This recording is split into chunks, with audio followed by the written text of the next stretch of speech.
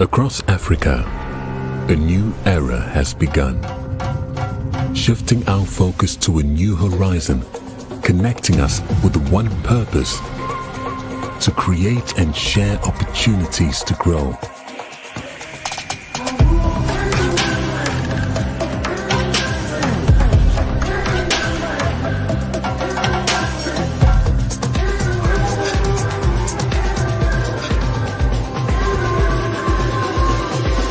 Today, we are making a brighter tomorrow, built by our dreams and our energy. Across our continent, across the world, we are creating a better way to a better future. A Pan-African future. Together. EcoBank. A better way, a better Africa.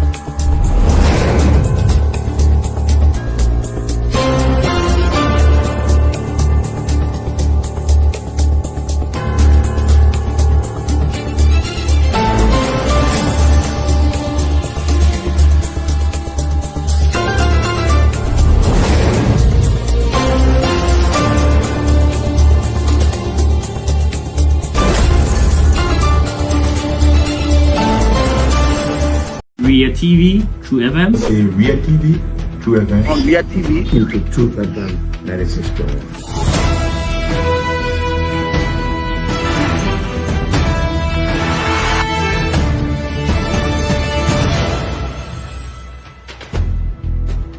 What's the meaning of the black barrel? The black barrel is to tell Joseph Bakala, if you don't organize yourself in your grateful manner, we'll keep your plate alive. You might say what you want to say, but for us, we are here to make sure we build our country, that we are respected.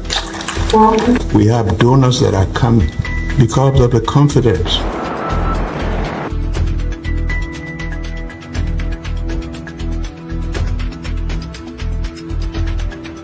News Summary of 12. My name is Hansen the representative. Welcome to News and Analysis, 30 minutes of news presentation about Liberia, Africa, and our one world.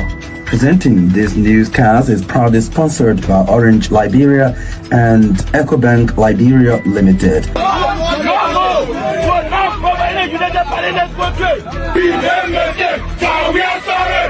How is life after the presidency? But before the presidency, the same life, that's what you see. I live a different life. You know, when I was not president, this life, that's what I live, you know, with my family and I have a lot of interest in the health sector, the educational sector, and the agriculture sector. Roads, connecting roads in this country. We are calling international community to come to intervene for us because, like I just stated previously, we don't know who to trust.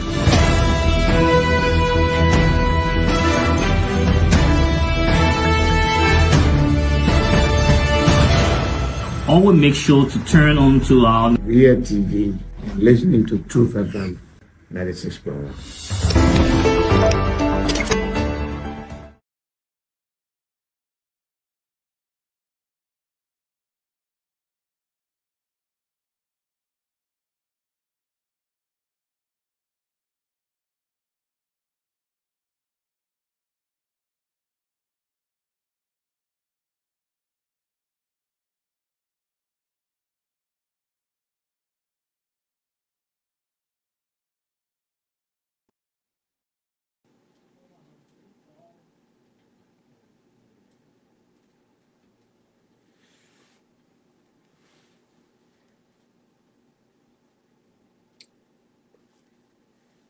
Cyril, you gonna start the show? You start the show, Cyril.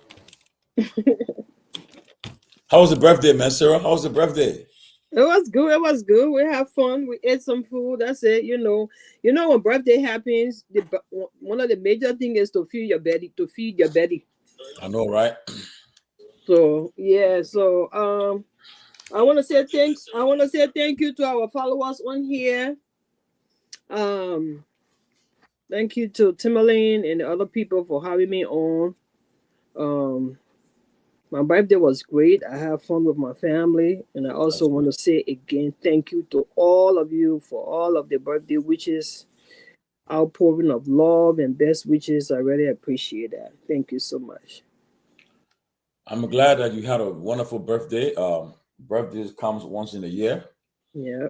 And it's always good to celebrate your birthday with those you loved and those who love you. Right. Because nowadays people are just dying by the God. So whenever you have the opportunity to celebrate your birthday, give God the glory and say thank you. Absolutely. Your birthday, because it's all we can do. Yeah. And I'm happy that you're able to celebrate your birthday, and I know you enjoy it. That's good. Yeah. That's good. And you have some nice pictures on your birthday too. That was good. Nice pictures. Thank you. Thank you. Comments. People are making comments. Their birthday girl, now she let the full up place on time, so that either. On the game, and there on the game. But yeah, so it's good to be back on the closing argument. Today is December 4th, 2024. We have 20. How many more days? 21 more days for Christmas, right? Yeah, we don't have a lot. Today's the 4th, right? Yeah. Exactly 3 weeks from today is Christmas. Yes. Yes. Christmas is exactly 3 weeks from today. 3 weeks from today. Yeah, so it's gone. And I hear the people can say they say, oh, when American people can say, oh, I know you experience it too, Sarah. You know, start your Christmas shopping. You get it long list. They put a buy. I mean, they got for their uncles, their aunts, their nieces, their nephews. People started shopping since the beginning of the month, I believe. Since the beginning of the month, or some people in November. Is it Tomalin? You don't have Christmas? I said, look. I said, one of the children and the potted board and all you do Christmas shopping for. And then but most of our Christmas spending in Africa. I said, well, I will send the money there. Yeah. People want the money to come. I remember during the days were in Liberia, when the holiday coming, we praying for money to come from Liberia, from America to come to us there. At that time, they had Western Union, eh? So, right. I was get my money from a place at LBD, I think. One of the banks, and the Meridian Bank.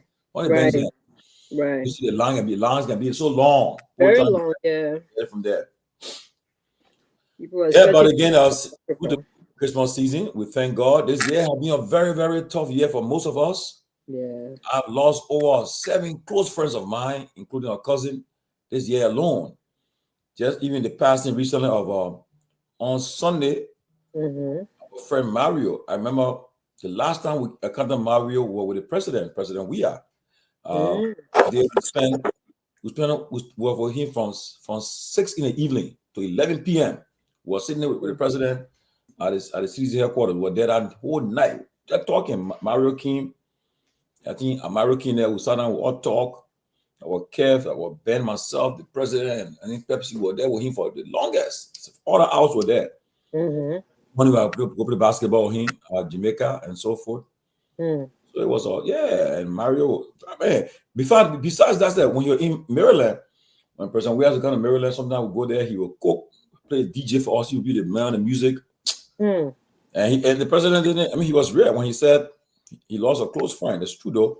Right. Mario came a long way, very long way. Wow. Days and so forth. It came a long way. And then just going to say our condolences to his family and our thoughts and prayers with his family. And I know his only child, I think so far, I think is her mother. In Cali School in Buchanan, Erica Reeves. I want to say, I already reached out to her, but I say condolences to her again too. For the passing of her daughter's father, Mario. So a very touching moment. Very, very touching moment. I just want to say the same as well. I want to say sorry to his family. And President, we already talked about him, you know, when he was talking to AB on that interview. He talked about how close they were, and he was his good friend. So I just want to say sorry to the former president. And Tomalin, there's a news I'm getting from what this opportunities, or let's say situations surrounding his death, right? There's a news I'm getting from what you can lower your. I hear you. You hearing me, or because I was hearing myself too? Okay, damn it. Yeah. The guy, they call him Comrade Abu S. Kamara in his Unity Party Comrade Revolutionary. I said Unity Party, but get where had they?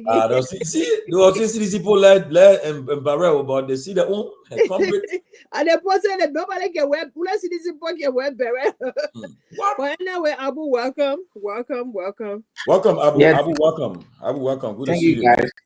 Thank you, guys. Pleasure being here. Greetings to the audience. Greetings to. See me up for that. See me where you gotta go. See me, I beg you back. I think, as always, you're talking about. I look forward to a fascinating conversation. Yeah, go ahead. Yeah, I was saying something about Mario's death, right? I read a Facebook post from one of his close friends, Sinclair. I know Sinclair very well. Yeah, so he was talking about Mario's death.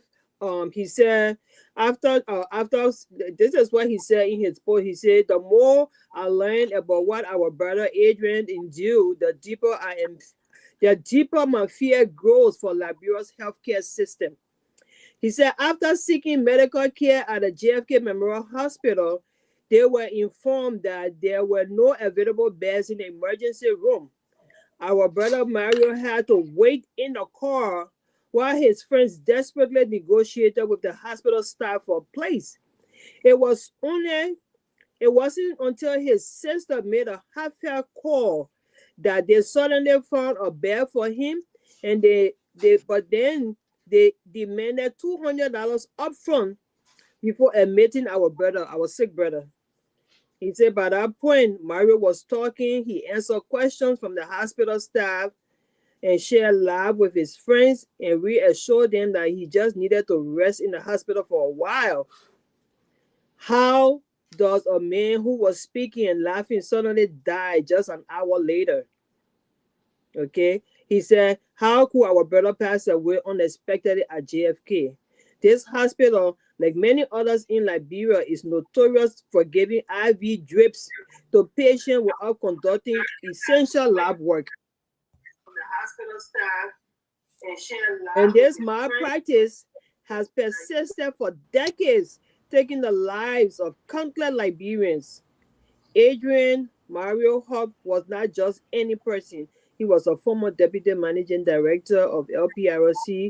We demand accountability from JFK leadership regarding what transpired on that fateful morning when our brother died in their care.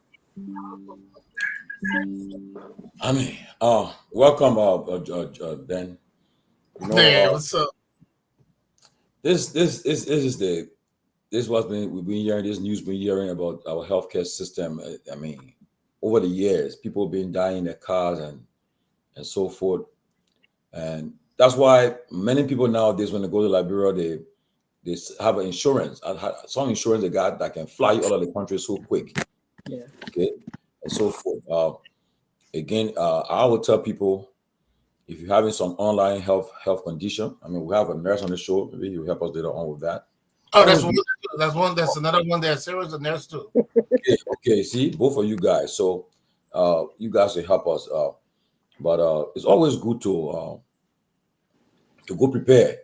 Like whenever I'm going to Africa, I go to my doctor and tell him I'm going to Africa, and he give me certain shots. He will give me for malaria and other stuff. He gave me, then give me certain medication to take, just in case, if you have it. So you make sure you carry all your medication with you, or you're taking on prescription medication. Carry it with you.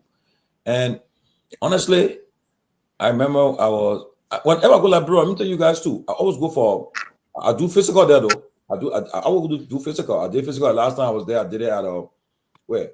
I did it at I think SD Cooper. Well, I just know it's just a system. I went there. I did the physical.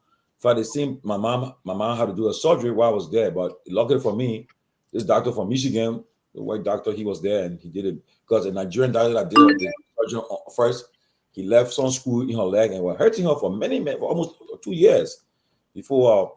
That was what I told the woman. I said, never you go on motorbike again because she felt she got hit on a motorbike and she broke her thigh bone. And my mom just turned 72 recently. And at that time, I think it happened almost 10 years ago, but it affected her up to today. So I'll tell people, always go prepared when you go into that country because our healthcare system is down.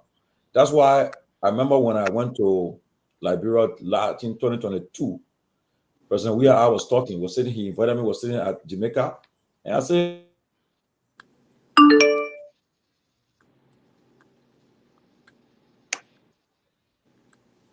You're frozen, Tomalin. It's frozen. Yeah, Pierre, we are losing him. Ben, go ahead. Well, jump onto it. How you see the story that I just read with regards to Adrian Mario's death at the JFK? Yeah, it's it is. However, the way how I see it, and I always don't want to blame the healthcare professionals because I think they are doing exceptionally well. Right. And here's what I say so. These people do not have the tool. Yes, some of their practices can be questioned. I agree, we can question some of their practices, but if you don't have a tool to do a particular work, it's difficult for you to perform to perfection. It's just hard. I know when you go for a new job in this country, after your interview, they'll ask you, when you're the manager's asking you, what does it do you need to make your job, to make you succeed here? And one of the things you always want to say, like providing the necessary tools that will make my work successful. Right. Can a healthcare professional say that same thing in Liberia? Say, I want you to provide me the necessary tools to make my work. Of course, you can say it, but will they be able to provide for you? The answer that I keep coming to me is no. Is it that because the money is not there? I know healthcare is very expensive, but I don't want to put this on those poor people that are struggling. Even someone that even get to pay their way to work, they can't even get it. Then let alone you want this person to perform to perfection. It's not possible. These are some of the things that happen to our institution. That's why they just fall apart so easily. The same thing can be said about soccer in the country. We want these young boys to perform miracles when nobody is supporting anything with soccer, with regards to healthcare. All of the sectors are falling apart. But the only place that remains to be well-funded are the lawmakers and their salaries. And that's why they're doing good. That's why they and the family are enjoying. But the people who look, you think the white people, the miracles they perform, some of these things that you just need basic lab tests. When somebody says, oh, yes, the person gave me a wrong drip. The reason why they would give you a wrong drip or give you a wrong medication if the diagnosis is wrong. Because if you can't test for certain things to know whether the person has a virus or the person has bacteria, because you can't treat virus and bacteria, you can treat it the same. You don't use the same medication. But if you don't know, if there's no diagnostic test, it means that we will be treating you blindfolded. So it's like a trial and error. And things like, they all teach about IVs and stuff. I don't like to go there. But again, these people are only trying to manage just what they have to work with. So I'm not going to blame them. I'll always blame the the lawmakers, because because the health system is supposed to be an area of oversight. Who's there giving people drips? Who's there giving people stuff? If these people are not qualified, somebody should be able to tell them, no, this person can't do this work. So they should not be there. Again, I'm not blaming them. But until we can all come together and stop paying the lawmakers these crazy amount of money and stop looking into the healthcare system, maybe somewhere, somehow, we'll see how we can get there. But until then, it's going to be just try and error. Yeah. Sure. And I mean, like you guys are saying, is but that's why I give credit to you guys who in the nursing field. I salute you guys. You guys, especially whenever you guys go Liberia, most of the nurses that go Liberia, doctors, they always try to help there. Do something there. I know a lot of people that do it a lot. And sometimes too, it will be a good time. So now you guys can even organize basic health care, something. We can host it live, you know. You gotta give experience and tell people, because there's some things that, trust me, something that people don't know.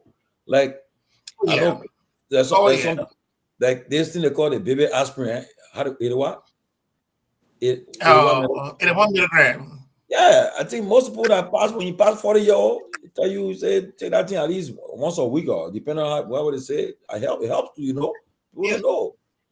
You know, Tomalin, look, I think it was sometimes last year, I watched this video where in Liberia, a car jumped over the bridge. I think it was something like bridge jumped over and then went in the water. Wow. These guys took this. There was one girl in the car. They took that girl out of the water. You know what it did? Put her on the shoulder and started to run with her to the hospital. I'm under the live, man. I'm yelling, like, jump her down. Let someone do CPR.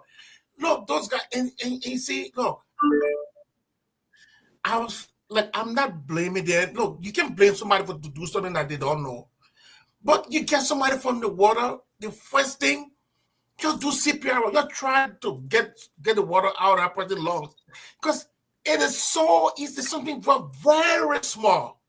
Just something small. Because all that person's lungs, all that is happening at that moment, the lungs are just clouded with a bunch of water. All you need to do, just get some out so that those small signs can start moving and that person starts to breathe. Can you imagine CPR as small as that might look? It can save tons of life. A lot of life save for that. If these people knew that, right there, they were putting that leg down and chest compression. Yeah. But all they do is to run to the nearest hospital, not knowing that there's no oxygen exchange, she would die. And I just felt so bad for something that small. Yeah. To just You know, a beautiful life. You know, I mean, in the next 5 minutes we'll start our show. Let me just talk about the medical stuff. But I remember, I think what years ago, but I had not come to the States yet. And this guy, look, it's funny. So this dude, right? This dude came to Liberia. He had a stethoscope around his neck. Yeah, had it thing. So everybody called him died. And now the guy could drink like crazy. I mean, that's the kind of doctor there drinking like this. So I know. One of the spoke commissioner of a basketball game, and then somebody passed out. I mean, they said, "God, that wait." Then he said, "They call it died right there." Then he said, "Oh, you have 911. I don't got 911." So, oh, I forgot this. This Liberia. He said, "Get a taxi cab quick." So they go in a taxi cab, put the hospital, take him. He said, "There's no CPR." I said, mind you now, years later, we came to America. At that time we were forming the CDC, 2004 in Florida. One of the president we had at that time. We were chilling that day. Well, look, something happened again. No, we're preparing the CDC, some document for the CDC. Then they say all those who all the medical people go one side. Then I said, somebody said, but they got a doctor. He said, don't get me involved. Don't get me involved. I said, but the same guy, I said, but they got a doctor. He said, no, don't get. I want me involved with that. So I said, I'm with you right now. He said, no, don't get me involved. Then before I'll call the New York again. I said, You say what? You call him what? I said, man, I die. He said, Tony, you're calling here? Where you go, doctor? Look. So look, the guys that go like, bro, the fool was there. Fool was a lot. May go like, bro, you get status go around your neck and things. Everybody calling him that. So I don't lie to the people, man, you know. But we pray for our healthcare system. I pray for it. I wanna interject something. Also with regards to the same Mario death, the guy said that it has been reported that at night the medical staff at the JFK divide empty beds among themselves. Patients arriving in emergencies are first met with the no bed story, only to be exploited for illegal fees. This isn't the first time we've heard such allegations, but now we speak out forcefully because the victim is someone we all hold dear.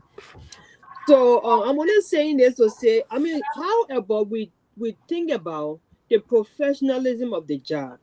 Yes, sometimes they lack the resources, I agree. But how about there being a structure in the system that will account for how things are done? You come in, you register, you get assessed by either a triage nurse or a doctor, or whatever the system will be. First, you go they check your vitals, they check all of those things that they need to check. They don't just hang drip on you right away, you know.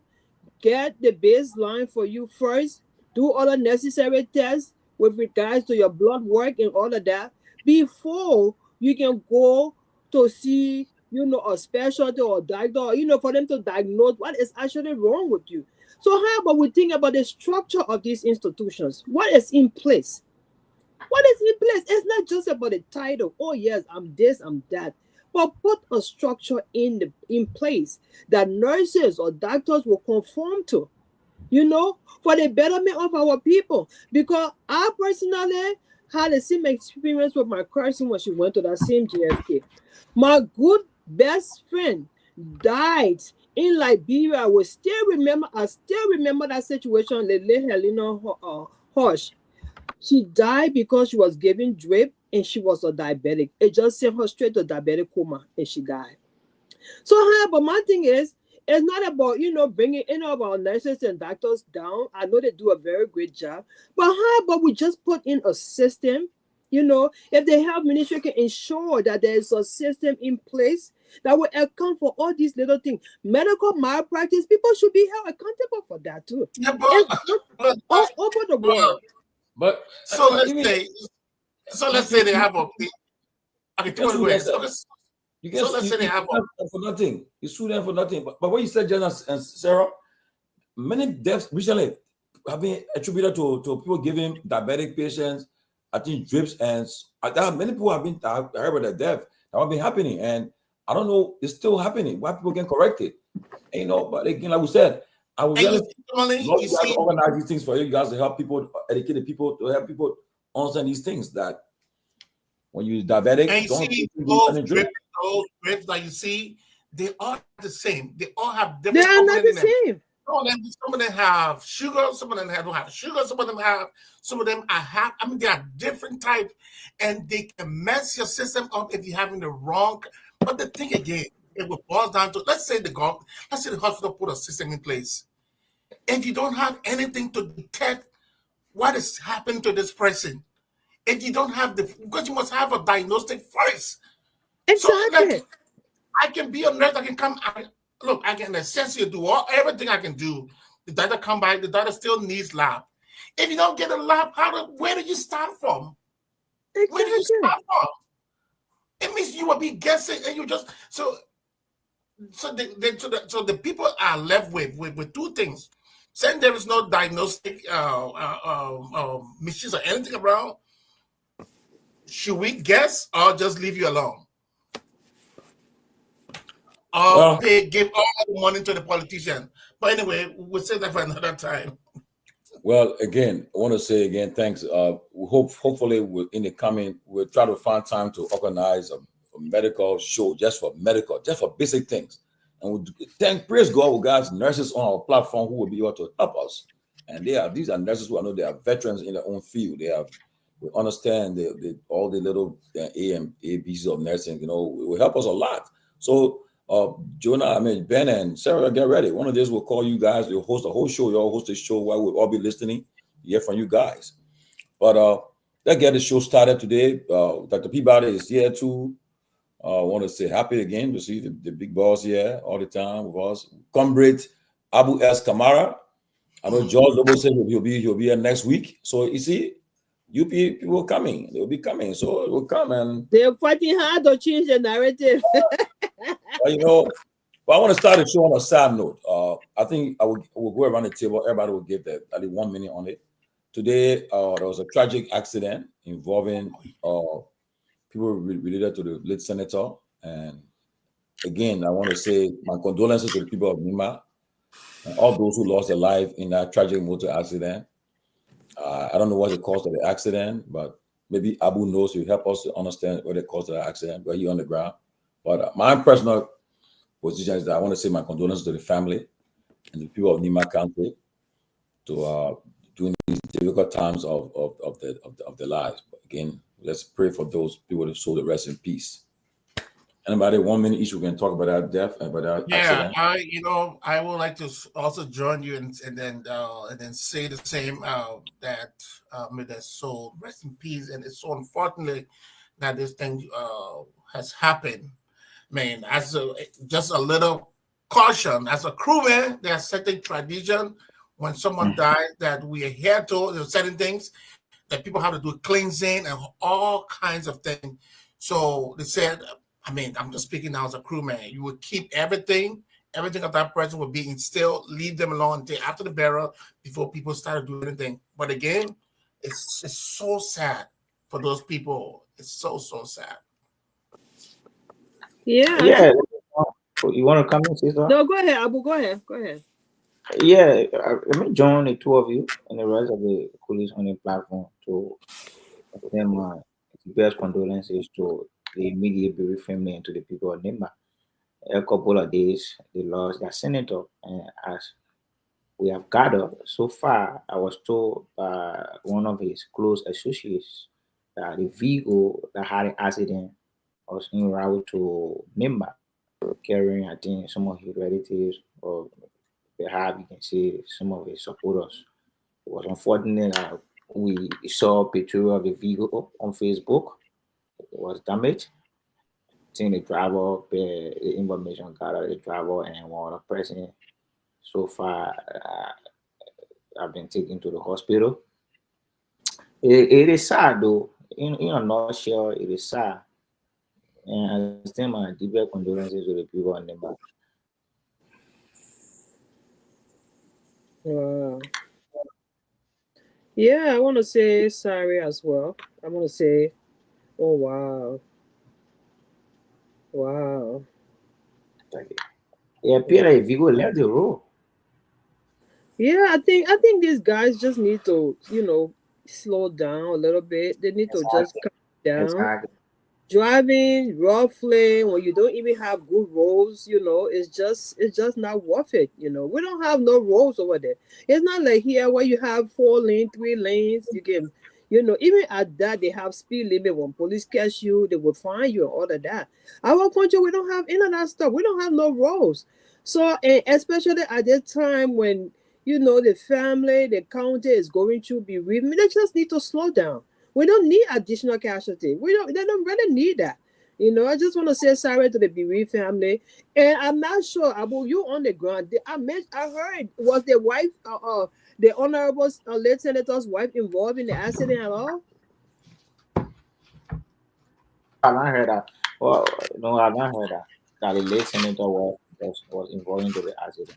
I don't think so. Not. I really hope not. And I hope that she would just, stay put. I saw a post from one of the journalists on OKFM. He didn't mention that. He said, I think the driver and water person survived the incident. I think they were taken to the nurse at the Nero hospital there. But he didn't mention anything relating to the well of the center. Well, we heard that the 3 boys, the three missing. Exactly. Yeah, I heard that too. It is confirmed. St. Moses, where they accused St. Moses of the three missing boys.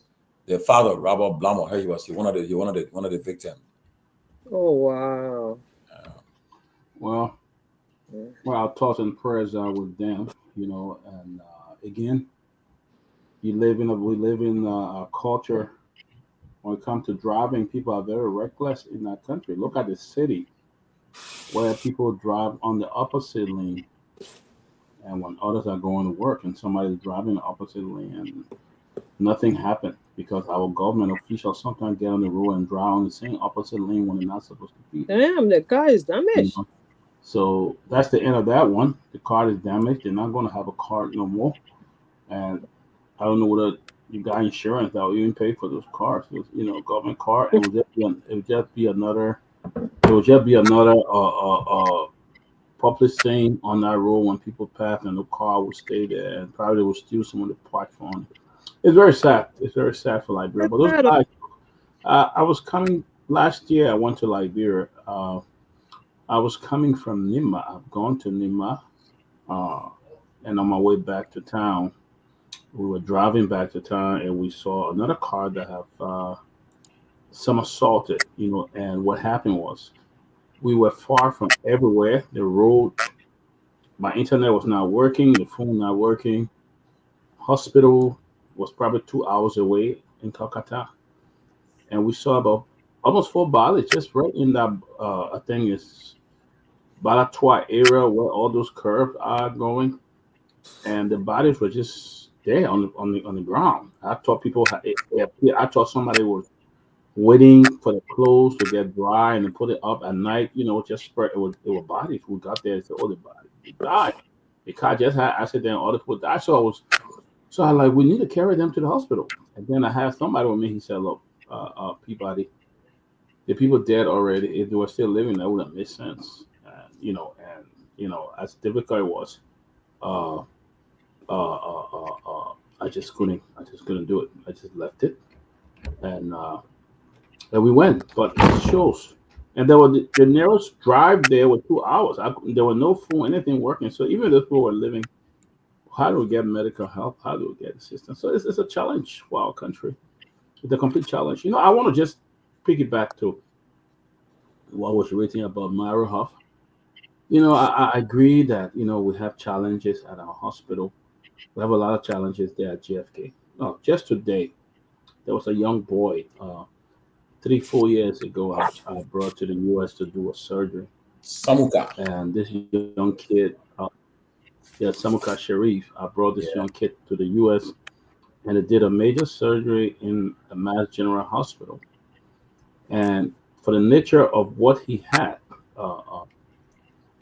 it was the possibility that it could grow back. What the doctor at Mass did was to contact a pharmaceutical company who provided, they call aminobacterial. That was what he had. So what it did was to provide medication that could suppress the growth of that thing until the kid gets to a certain age. That medicine was ordered from London. It was sent to Liberia. The parents didn't follow up. It started growing. Today, the mother called me and I was just checking how the kid was doing. And now it has grown more than what it was before. I can't even put a photo up because it's very, very graphic. I can't even put the photo up. But can you imagine? And then about a year ago, I contacted the doctor involved that this has started to grow. The doctor told me, he said, "Yeah, Peabody, we can work on something." While we're in the process of working on something to bring the kid back, he said, "But I want to speak with one of the doctors in Liberia." He spoke with one of the doctors, and she told the doctor at Mass General Hospital, "Oh, we can do the surgery here. I mean, we got doctors and others that come here to do the surgery. We can do it here." It had been more than 2 years. Today, I look at this kid photo, and I could almost pass out because there was a lot put into this. a lot of money, a lot of time, a lot of effort. I would fly from here to Massachusetts probably every week to be in the hospital and to do different stuff. The mom was here. We did everything for them to sustain them. Had other people going there every day, and for them to just say that the kid could do the surgery and they abandon this kid, and now the kid is no longer in school. He has to stay home because the moment he appears somewhere, you know that it created a concern, and this kid is home right now, and I was just so disturbed on what can we do, what am I going to do again, because I don't want to go into the situation the first time because it was a lot involved. It was a lot of effort involved, so it just tells you about Liberia, the healthcare system, and also our people in Liberia. Most of the people there don't want to go to hospital until they are sick. A lot of people in that country are passing around sick, but they will not go to hospital and say, let me go. Some can afford it. They will not go and just check their blood and see what's going on with them until they get to a point that they can survive. And then one day while going somewhere, they fall off. And I say, oh, that's a wish. The wish them. Oh, the man was just talking. Now, how come the man will be talking? You guys are nurses. People can be talking and still and fall off again. You see, you have people who go to the hospital for one stroke and get the second stroke and stuff like that. So the issue here is, I always say to my friends in Liberia that most of you can afford, it's worth going, just doing your little blood work to know whether you have pressure, you have diabetes, or you have something. But a lot of them rely on this big blood thing. They go out, eat heavily, drink all day, do nothing about your health. I mean, you are nice. Our body's like a car. I say, y'all please give me a chance. 1 minute. There's a story that came up just now on Representative Kehleboe page, and he's on the line, live about the Supreme Court case tomorrow. Representative Kehleboe, you live on the closing argument. Let me say good evening to all of you on the show, and good evening to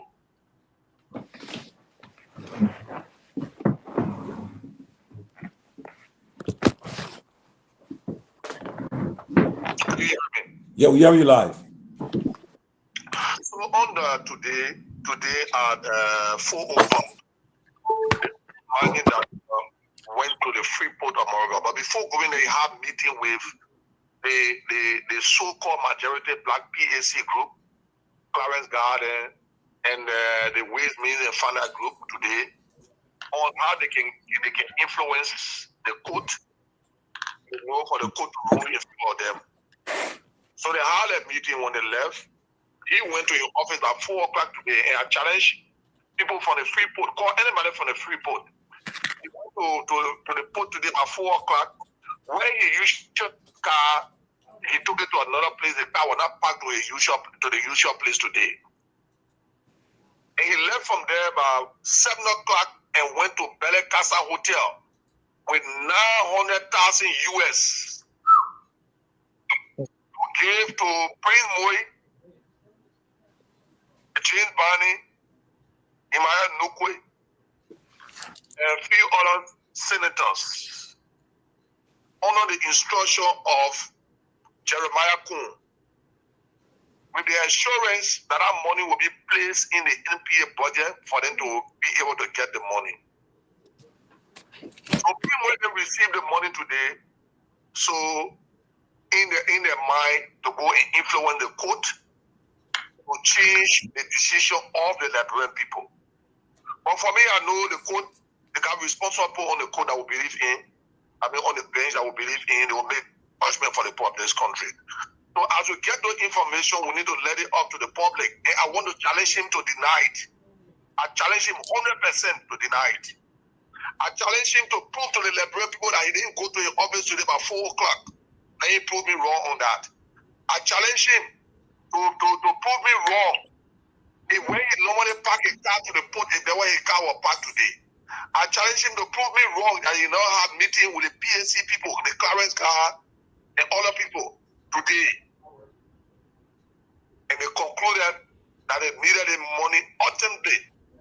Because in the discussion they said that the reason why the court have not ruled yet up to now So they're trying to impact the court. I know the court got responsible people on the bench.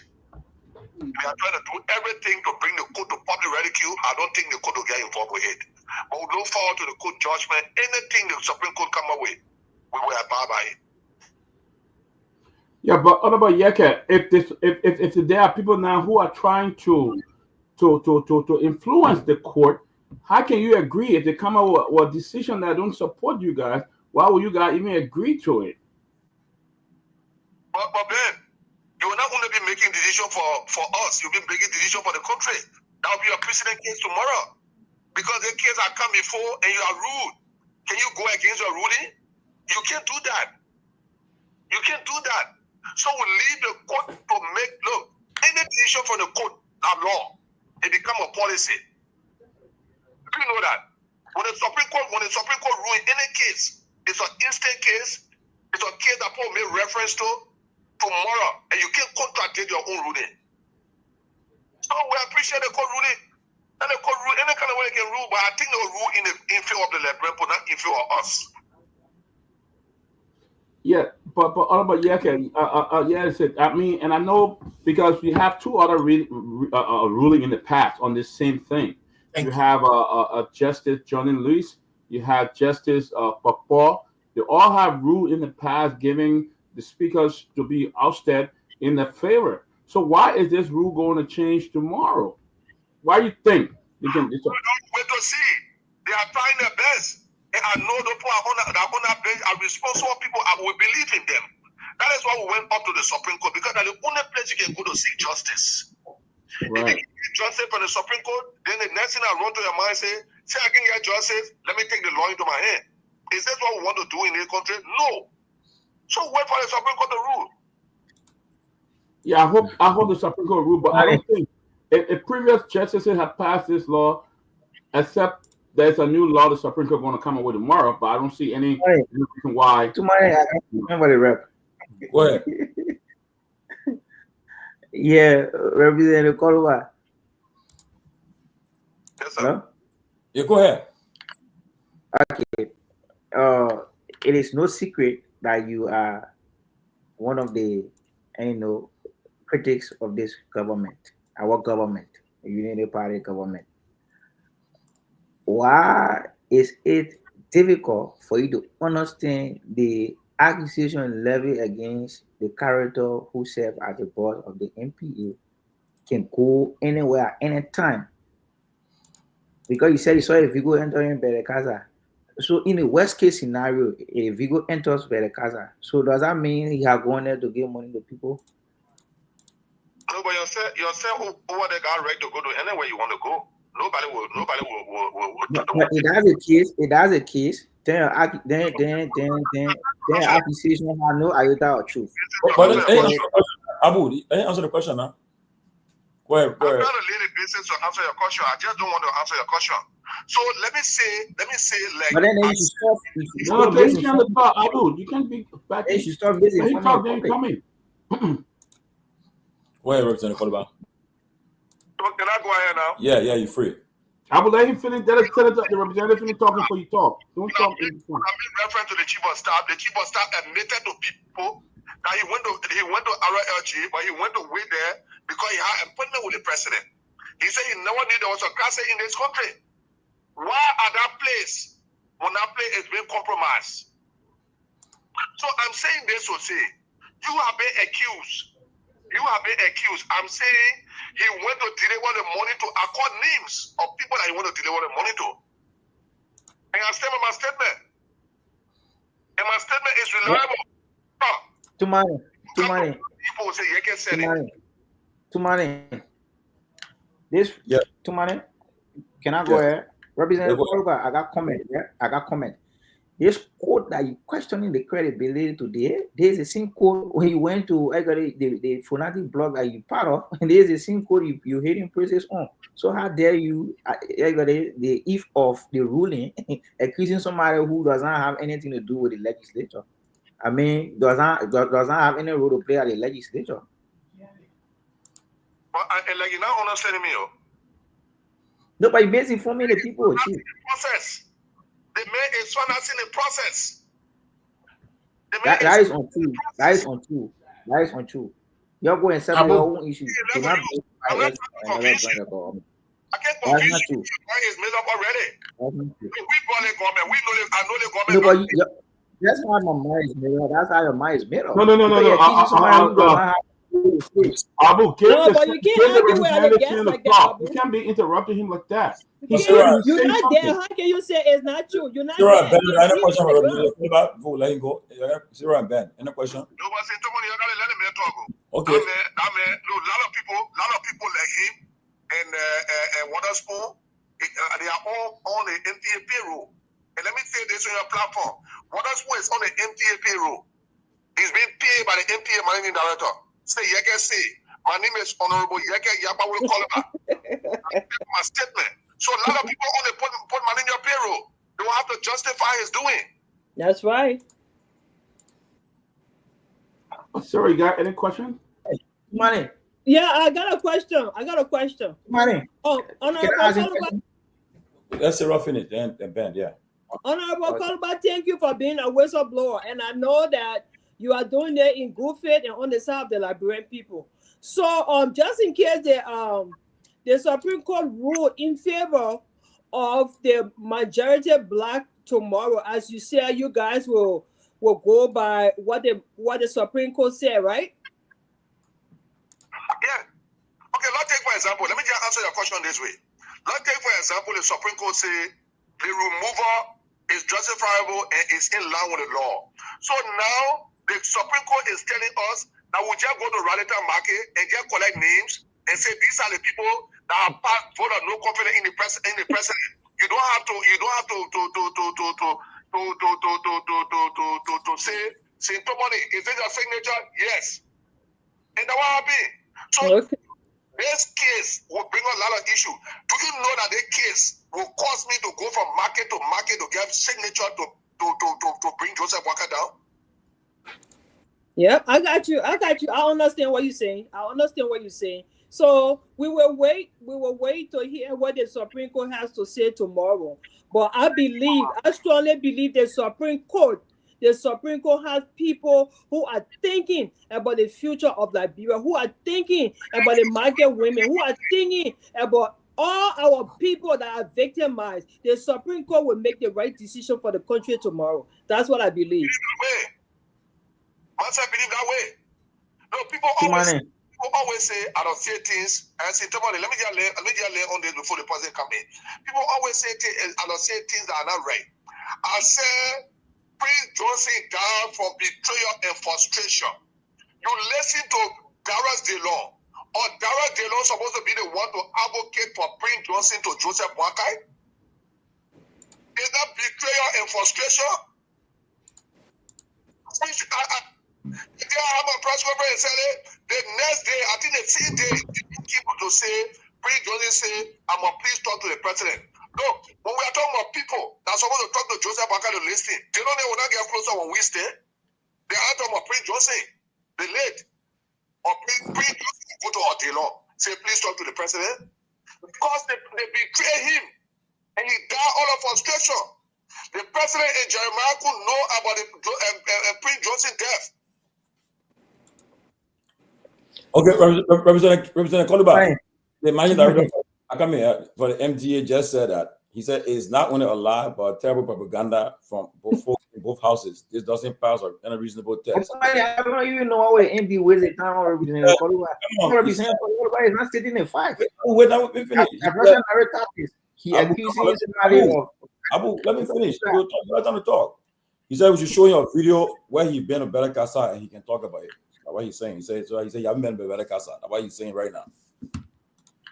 The fact is, Abu, you do not have any proof that Representative Koluba lied. He presented his story here and saying what he saw, what happened. You don't know. He did not present anything.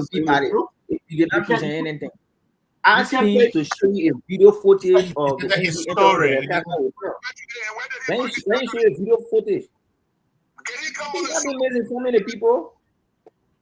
Then you show a video footage that you saw the MPs go.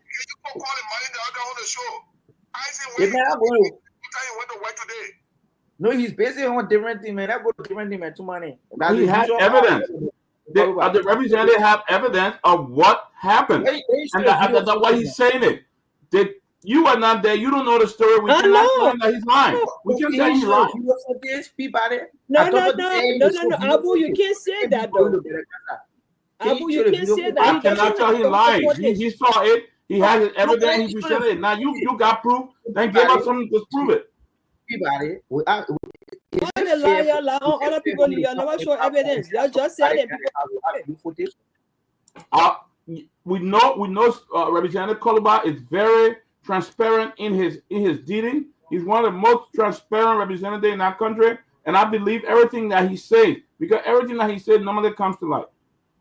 I believe it too. Until you can show video footage, I consider his statement as a usual outburst against the government. All of the things you say about other people, you show video footage. And you show video footage. Did you guys show video footage of everything you say about other people? No. Yes, sir. Go ahead. If the mining director can post, why he can't come on the show for 1 minute? The managing director is busy. The man is busy doing labyrinthal work. Abu, stop it. Let the man representative talk. You see, but we cannot sit there and say that Representative Kehleboe is not saying the truth.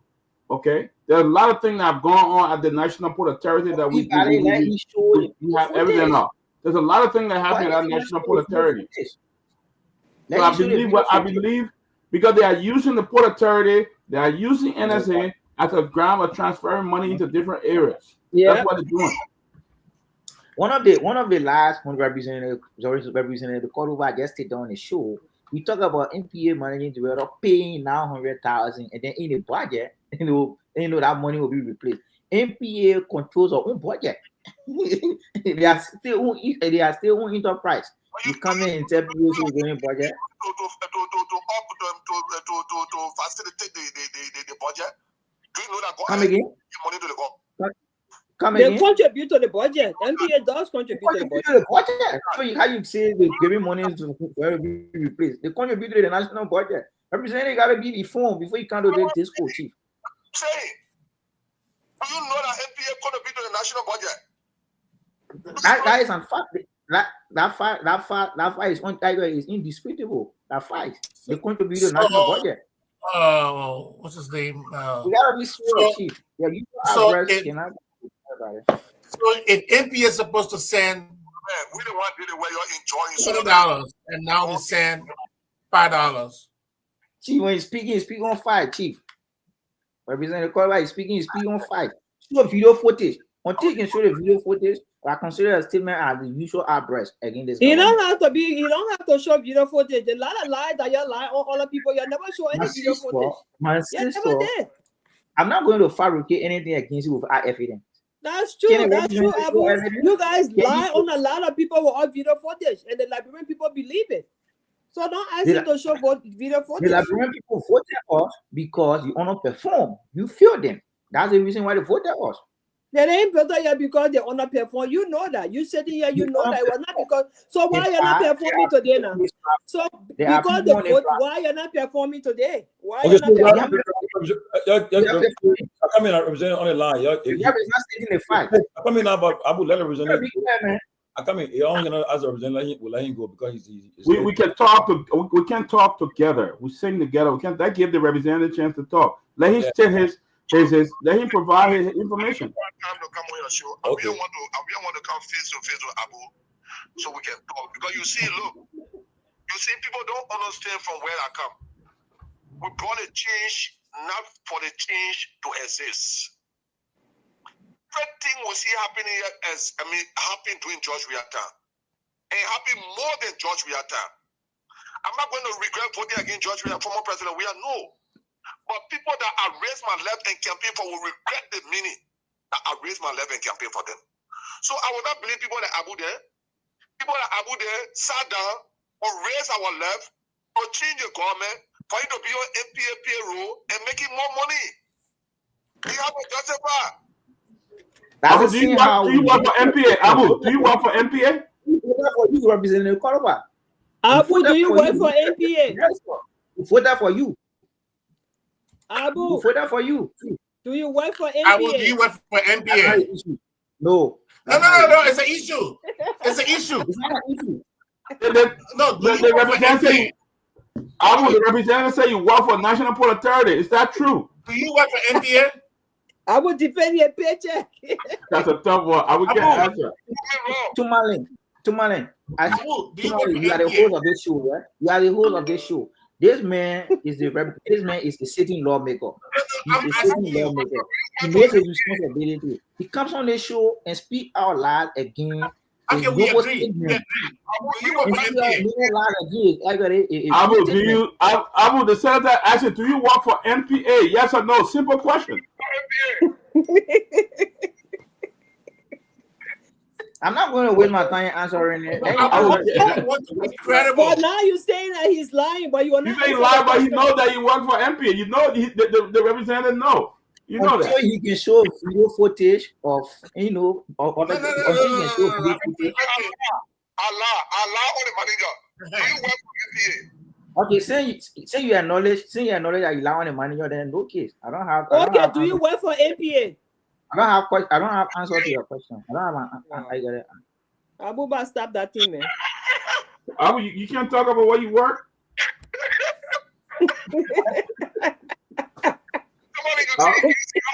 I am on this platform as an observant youthful supporter of the Unity Party. So any lie that is speak out there, I will dispel it.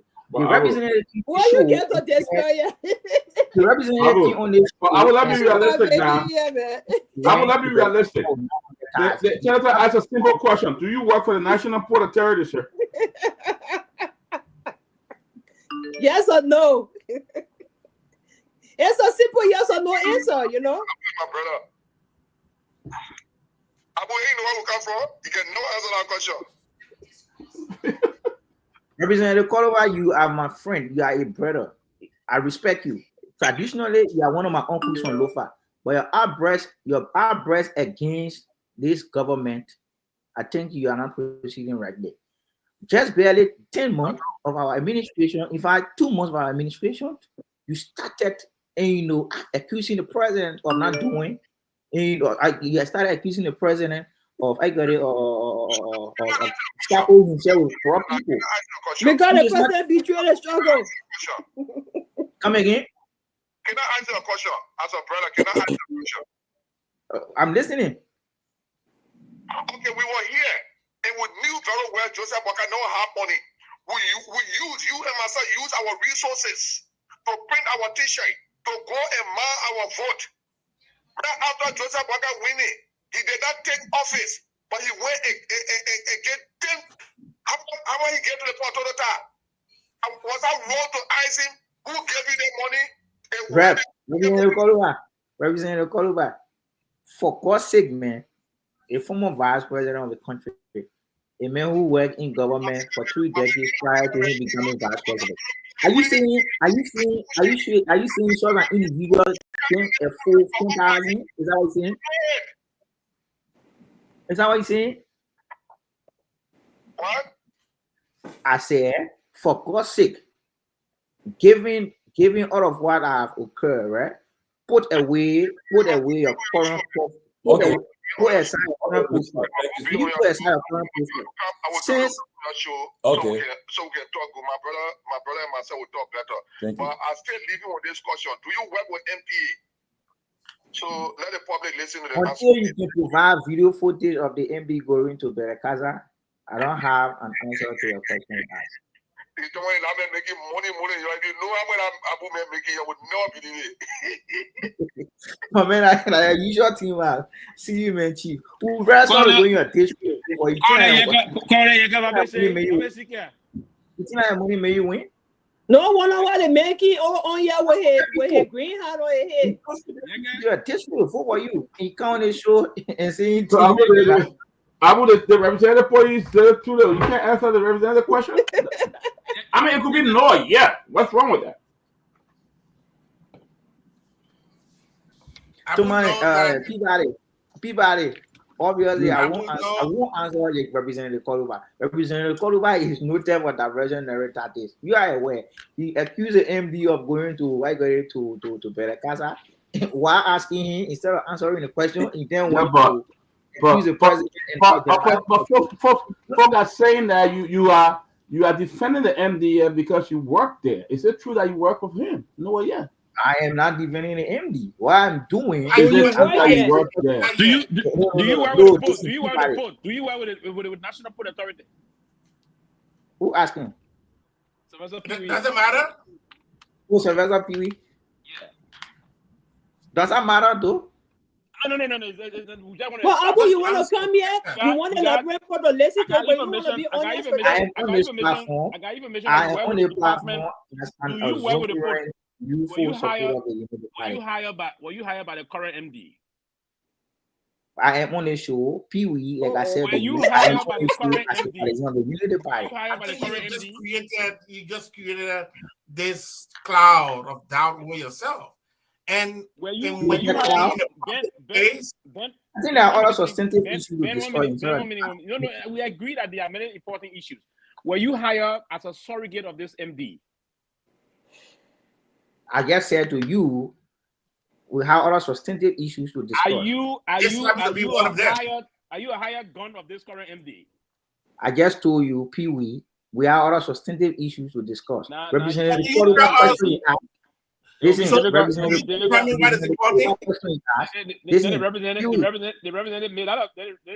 beat you on this because if listen, the representative beat you on this heavily, and I would just advise that you let it go forward, though. Let me get representative on this platform and ask me the question. Now you can't face me. This is what we can discuss. The representative is you said that, right? Yaga, are you there?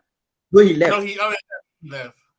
Okay, representative left. But y'all bring a picture of them. I thought he said on. Okay, Abu. But honestly, Abu, come again, Abu. Do you really care about corruption? Do you care what I care about corruption? Yeah. I support a man who is against corruption. Okay. So do you care about accountability?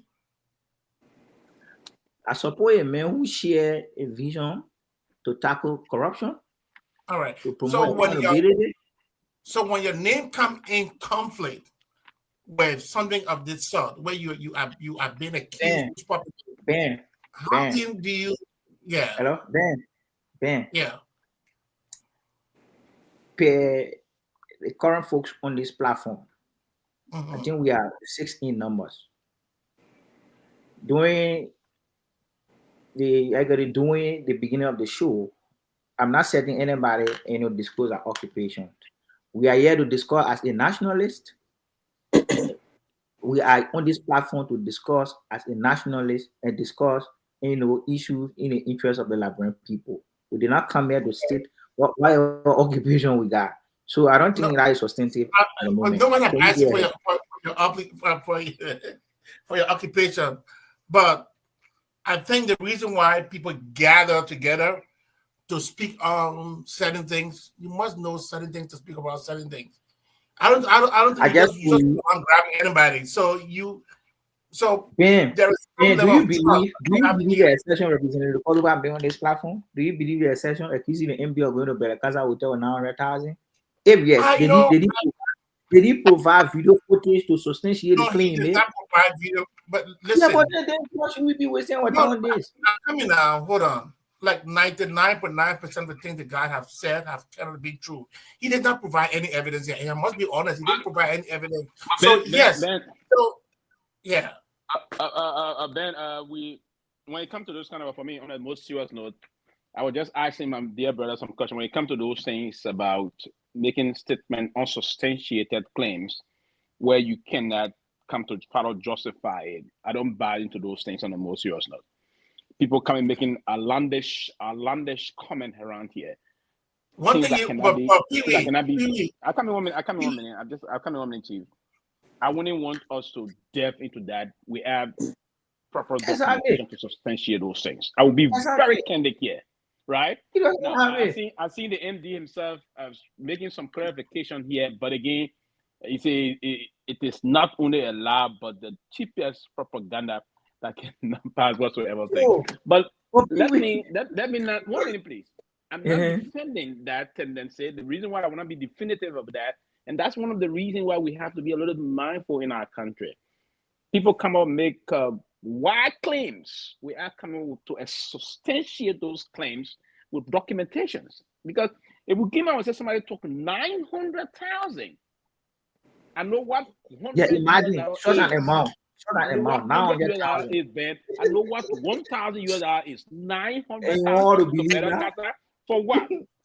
Exactly. That alone will say to you that sometimes these are propaganda, and yeah, these are propaganda. So I don't think I want to dilute something that came out of.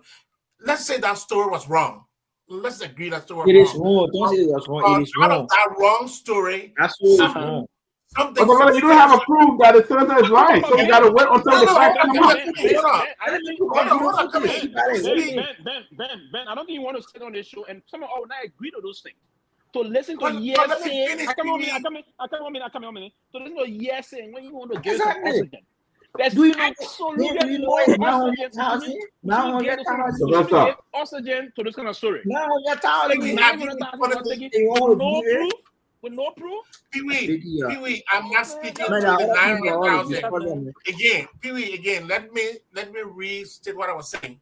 Oh, so you think it's 5,000? Or you think it's 10,000? No, Pewee. I'm not even talking about what Kehleboe said. I left that alone. I am saying out of this, let's say, let me rationalize it to say this was a wrong story. But out of this wrong story came up something very serious. And he also made another allegation. Look, when people say things about you that you know are not true, you don't have to go into details. But to say, no. Right now, you just anyway. But for me, I cannot deny what he said. I can agree or deny what the senator said. He said he has his proof. He's going to put it up. And when it comes to bribing in the Liberian House and using executive, it's something that has been going on for a long time. So then I cannot deny what the representative said, because those kind of bribery take place often around this time when they want to remove somebody or they want to do something. They put bribery out there and use other government agencies to do that. So I cannot confirm or deny, but the representatives are going to come on and give his proof. But for me, I cannot upright deny it. And I am bringing about 5 videos to our audience. We owe it to our audience.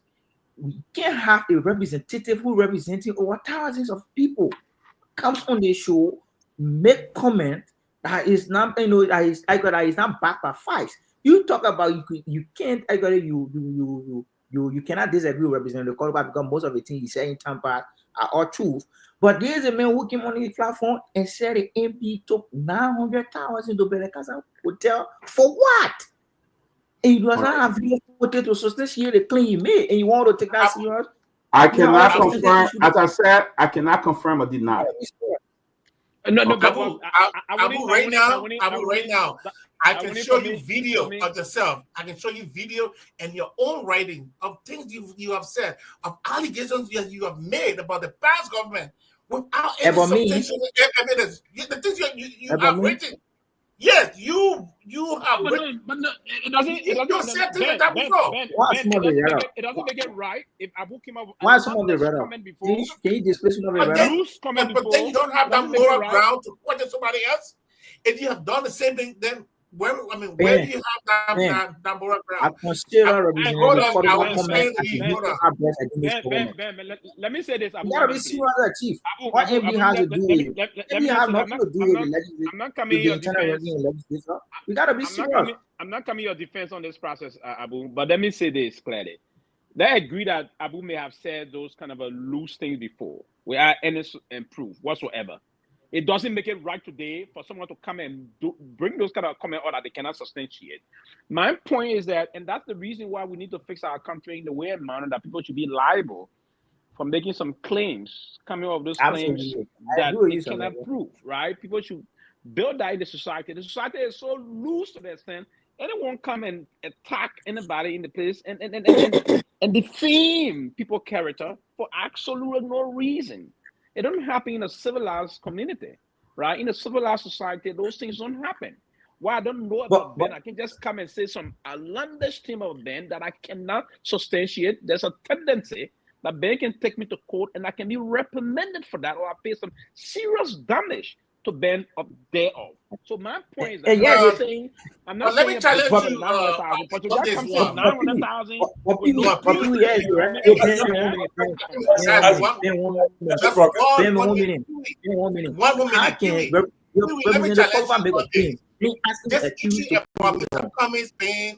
This issue with Pewee, Mr. Cummings being a gay. Mr. Cummings came out so many times and said that. Even though Mr. Cummings said that, you Pewee brought that on the show. Yeah, and you know that was wrong, but you still talk about it. You don't listen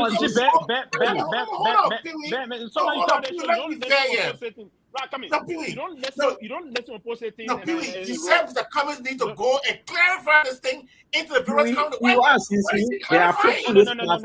You didn't get my point. And if I let me try to read this man accused the MB of giving 900,000, but yeah, he's asking the MB to prove it wrong. Does that make sense? He accused the MB of carrying 900,000. But because it's in your favor now, so you telling Yaka he's lying. He's coming up. But when other people were spreading rumors around here and saying things about Mr. Cummings and other people, you got back it up. You see? So now Yaka is a liar. Mr. Cummings was quit by Mamadi. And he said on lifestyle he struggled with. Am I the one who stated that? He did not say that. You see what he's saying here? He never said that. He said a lifestyle. So now, what he's saying, you can't even confirm that you work for National Port Authority, and we all know you work there. You work for National Port Authority, that we know. At no point in time, Mr. Cummings ever made that statement. Your mindset against your mindset about Waka will not change. Hold on here. Mr. Alexander Cummings did not at any point in time say that he struggled with that lifestyle. That is a blatant mischaracterization of Mr. Cummings' own response to that process. And I will also be very frank here on that line. What Mr. Cummings said... I'm sending the video. You got a video? No, before bringing a video, I can defend you on that. That nonsense because he didn't say that. Yes, I would say about those things that unfold in the country. If someone said lies before, it doesn't make it right for someone to come and lie or to spread out nonsense also. No. I would want to be clear. For somebody to come and say somebody took 900,000, we're talking about $1 million there in a bag. Where are you sustaining and you want us to sit and believe those kind of things? I would be a fool if I adhere to this kind of thing. I'll be a real fool if I adhere to it. We have to be very realistic in this society. And that's why I'll be a fool if you don't prove it for me. Those kind of things we shouldn't discuss on the show if there's no serious proof on it. I can say 900,000 tomorrow. Somebody will come and say this, that also. It doesn't mean if I did it yesterday, we should do it. Pewee, do that. Pewee, my question to you: what proof did you want from Mr. Cummings to prove to you that he was not a gay? For which you wanted him to have gone to the very counties to claim himself up? Can you tell us? I think there was some comprehension problem when I made my statement here, and I will go again and clarify. Here's what I said. Okay. I didn't say Mr. Cummings needed to come and convince me. I didn't say that. Yeah, you said Ben, I come on, Ben. If you are sorry to Mr. Cummings, I hope you step on your games so you understand the propaganda meandering. So you understand the propaganda meandering in moving forward. If you are one of those propagandists from Mr. Cummings, I will hope you step on your games moving forward, right? Let me say this to you. What I said was that Mr. Cummings' campaign pattern in the country, reaching out to the people in the hinterland, he had to be more strategic and beyond the line he went. That's what I said. In terms of the way the campaign process went, in terms of the kind of folks that he brought, for instance, Togar and the rest of that. Togar is not a traditional campaign. How does that tie in with being gay? Because you were specific with the gay issue. I come in there. In another word, I said, in the way they handle the message across the country, in the traditional zone, were not the way they need to do, preach up, because number one, the news are already spread. You know, Liberia propaganda, lies, travel in Liberia, than anything. It's sufficing in Liberia. What I said was they need to get jingles and other basic campaign methodology put into place to communicate with the local people. That was not done the way it should have been effectively done. So it was not done. It was done. I come in one interview. You are in America, and you are not. We are in on the ground. You are here in America. You want you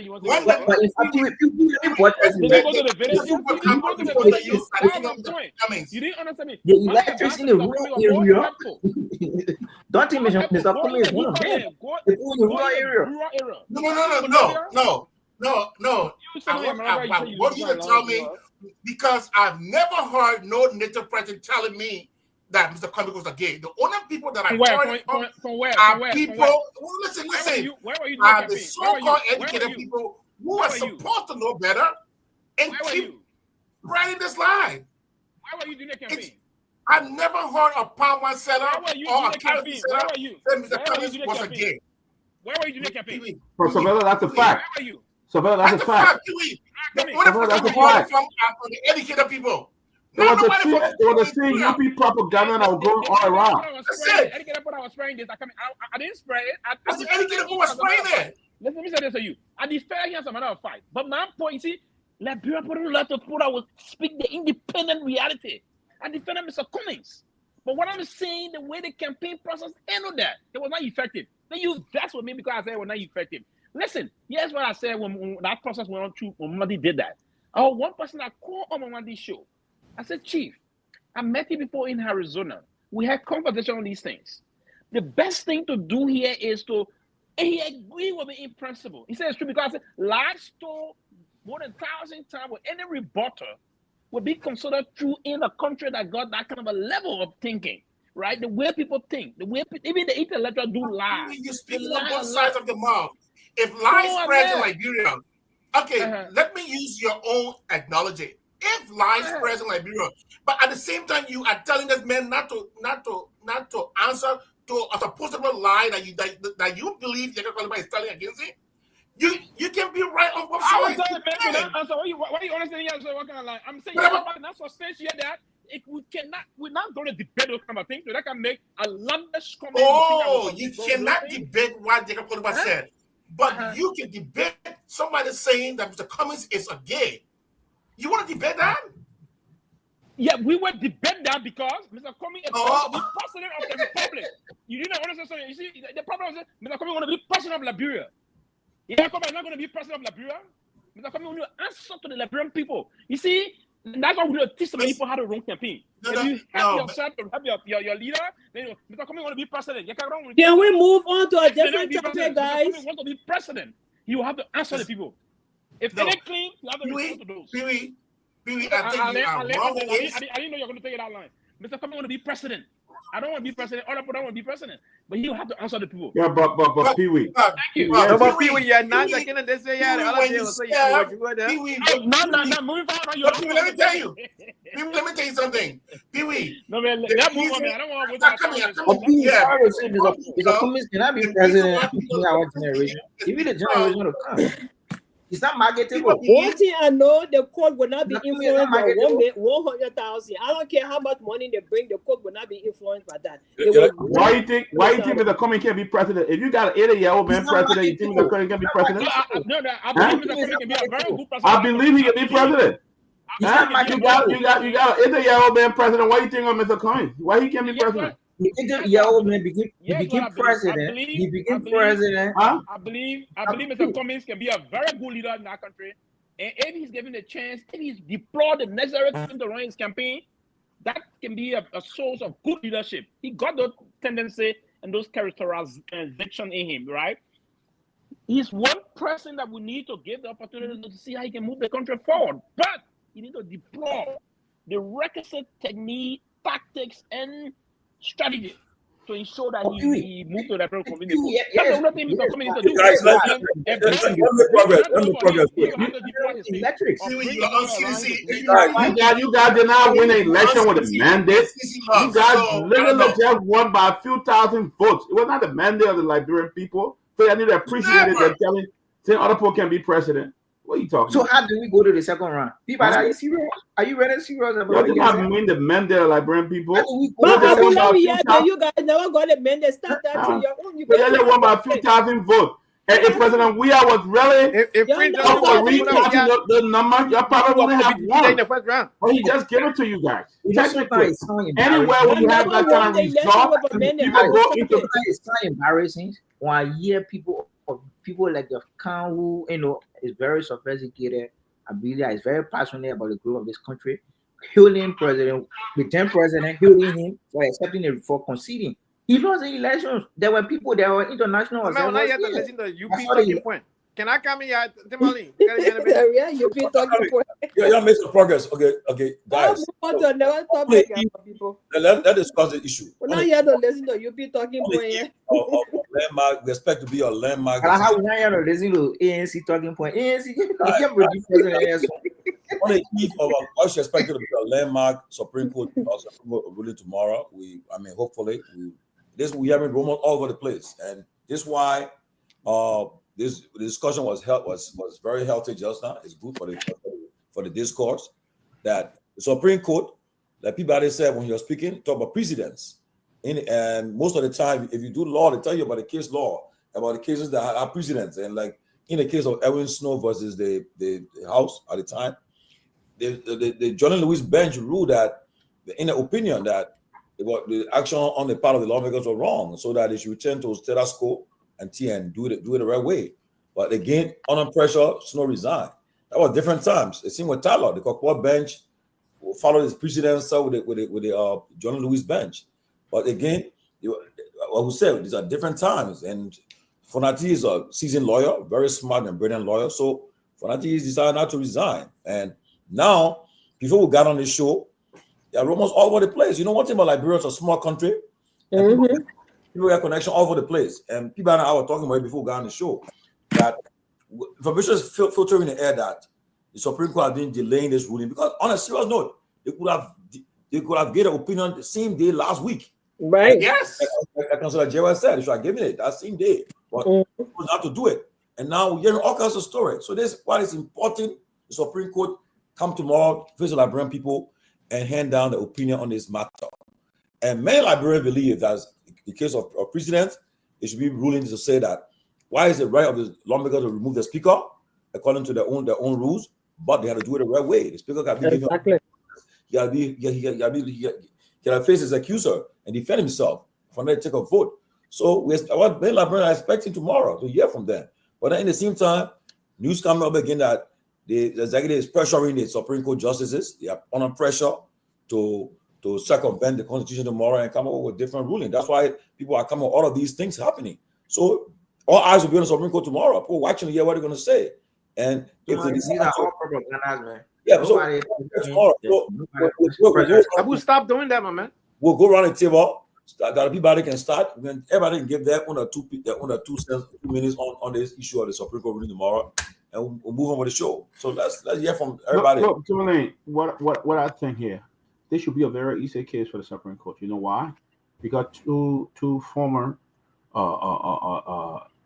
justices have ruled in the favor of 2 former speakers, so they can always refer to that ruling, how it relates to the removal of speaker in Liberia. They can use that as a reference as to what, Johnny Lewis was one of the smartest, one of the best mind Liberia ever had. Johnny Lewis, we got Councilor Philip Banks, very smart people, So based on those decisions, previous decision, opinion in the ruling with Johnny Lewis, with Papa, they can come up with a decision just by reviewing those things and come up with a decision. But it's been almost the whole week.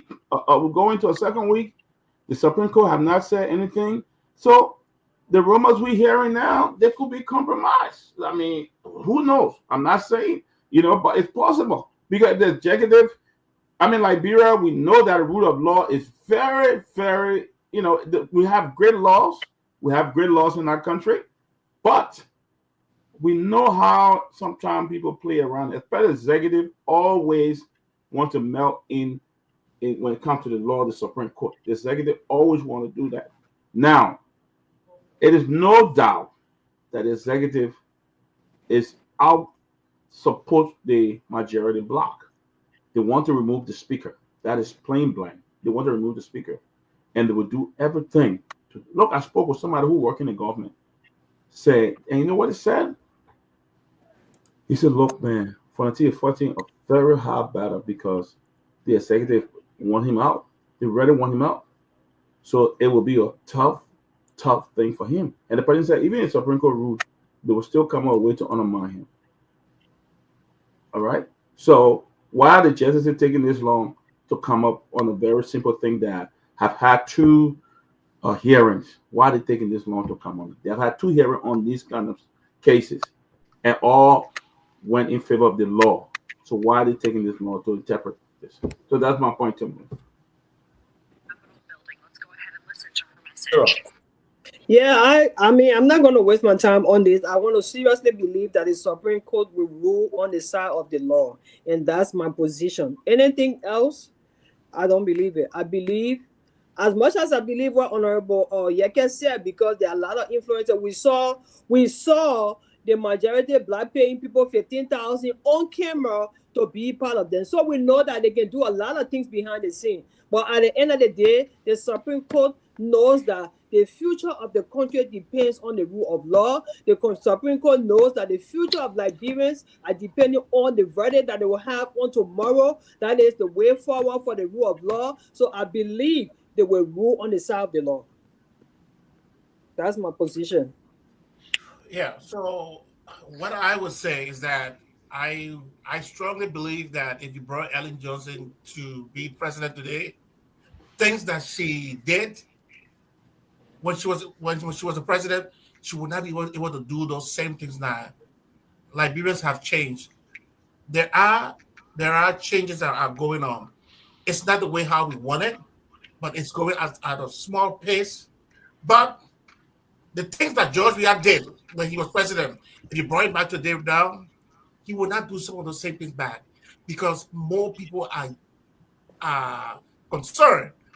And if one thing that he can do this because other people did it, yeah, we would do things to get people out there. We would try our best we can to get people out there and make the government and make them uncomfortable so that they know that the right thing needs to be done.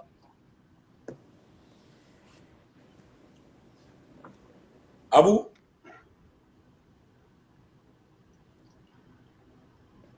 You muted.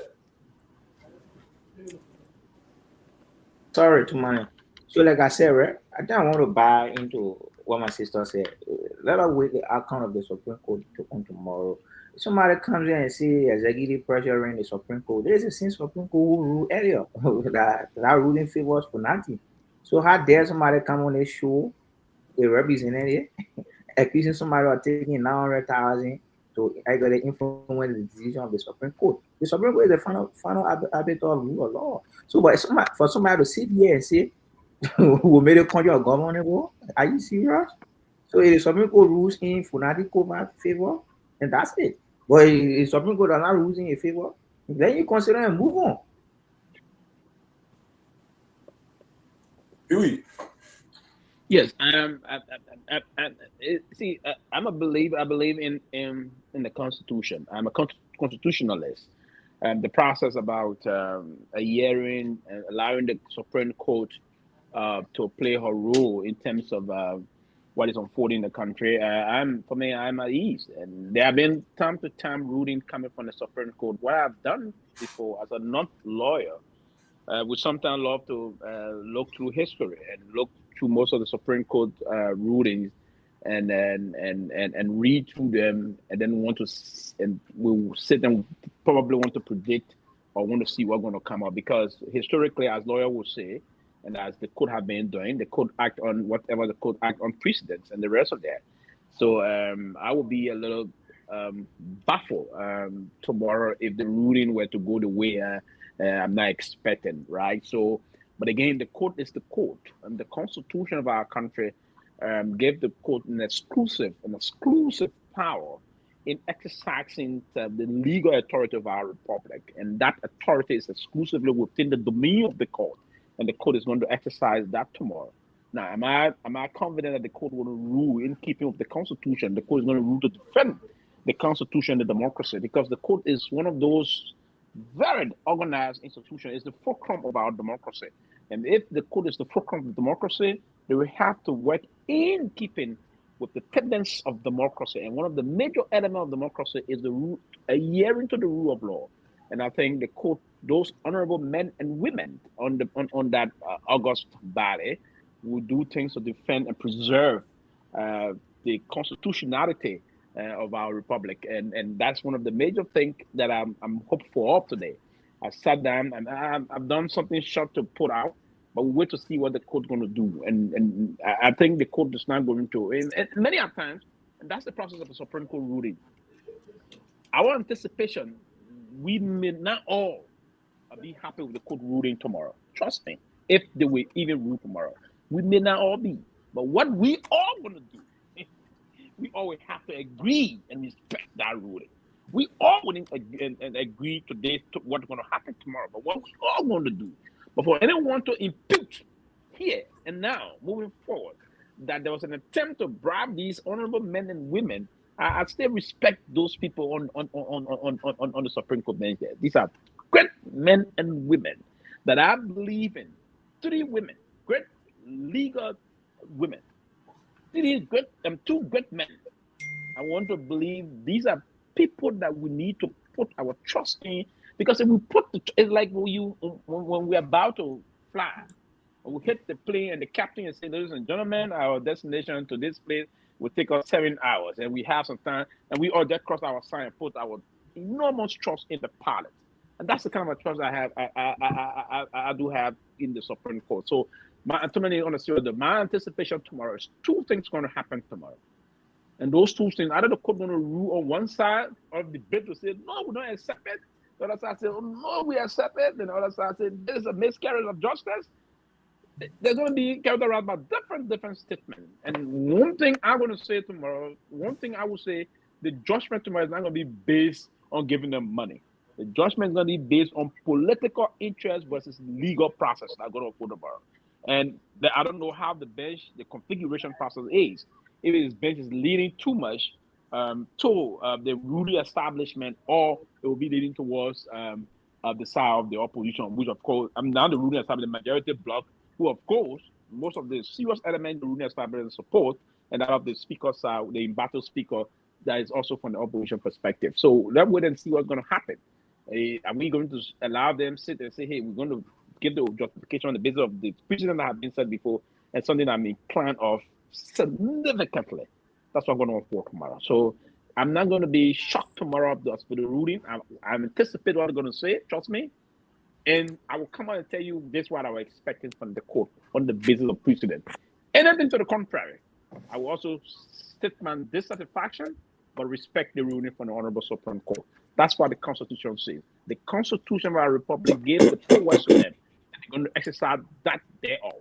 And if that is done, then I will reflect on Article 65 of our Constitution. And that article is emphatic and very definitive. The power of the judicial power of the Supreme Court, they are the final appetite of all judicial matter in our Republic. If that is so tomorrow, I respect the decision coming out of them. Anthony Gay. Good evening, everyone, fellow panelists, listeners, followers. This matter will make or break Liberia tomorrow. The peace that we have enjoyed post the Liberian civil conflict will be tested tomorrow, depending on which side the gavel goes. Lucky to be sung a song called Money, and in that song, it talk about the wheel of justice turns so slow. The wheel of justice of Liberia is turning very slow, but I hope that the Constitution that created what we call the Supreme Court today will also respect the very Constitution that created them. To the astute men and women on that bench, there is a reason why you don't just get out of high school and go to law school. You must first obtain your first degree before you can go to law school. There is a reason why. There are mature men and women past teenage days, past, the other age, mistake, all the other mistakes you may have made in life before. When you reach to a law school, now you become a serious adult. That is the reason why, because your first 4 years out of high school, you still have not made up your mind yet what you want to become. But when you receive your first degree and decide to go to law school, it's a different ball game. This is the first time that Liberia has had more women on the bench than men. History being played before us. I want to urge the men and women who are given the responsibility to decide the fate of our nation, to dispense justice fairly, without fear or favor, as per the Constitution. I hope that the Constitution that we all have been speaking of will be protected tomorrow. Because if tomorrow the majority black be favored, that means any group of 37 or more can decide they don't want a speaker in the next 1 month, 2 months from now. Yep. That is the fear that we do not want to stop in people. The Constitution made it very clear that the speaker is the presiding officer. It didn't give that responsibility to the deputy speaker, nor the chief clerk, nor the speaker pro tem, whatsoever. It did not also remain ambiguous. It is clear who the presiding officer is. With that backdrop, knowing who the presiding officer is, I don't know why we took this long to receive a verdict, because there is nothing complicated here. It is a constitutional matter, and the reason why the Supreme Court was brought in is because of Article 26 of our Constitution. Without Article 26, the Supreme Court had no fish to fry here. But because of Article 26, the Supreme Court were brought in. So because we love our nation and we want things to happen the way it should, the Constitution must be adhered to, must be respected. We are a constitutional democracy, not a parliamentarian democracy.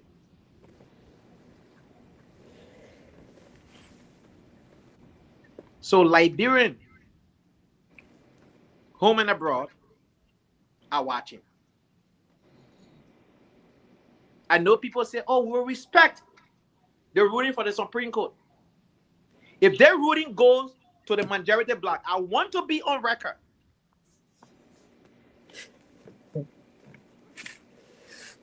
If this ruling goes to the majority black,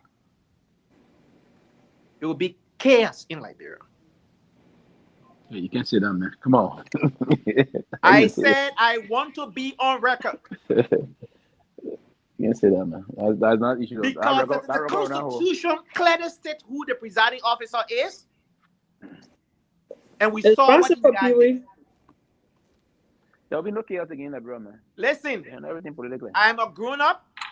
I can answer to any question. I know I'm on national radio, and I'm on a public platform. I'm not so scaring you, man. Nothing going to happen here, Chief. If Nothing this going to happen here. Yeah, man, Lema. brother, y'all big Mercury or CDC now y'all wearing barrel now. Y'all not wearing barrel. I know, Y'all right? copy everything CDC does. And so and shamelessly doing that too. Tell Abu, the man hit you. They want to hit you hard, Abu. this matter, it is very serious. People rise up when they are afflicted. People rise up when they are taken advantage of.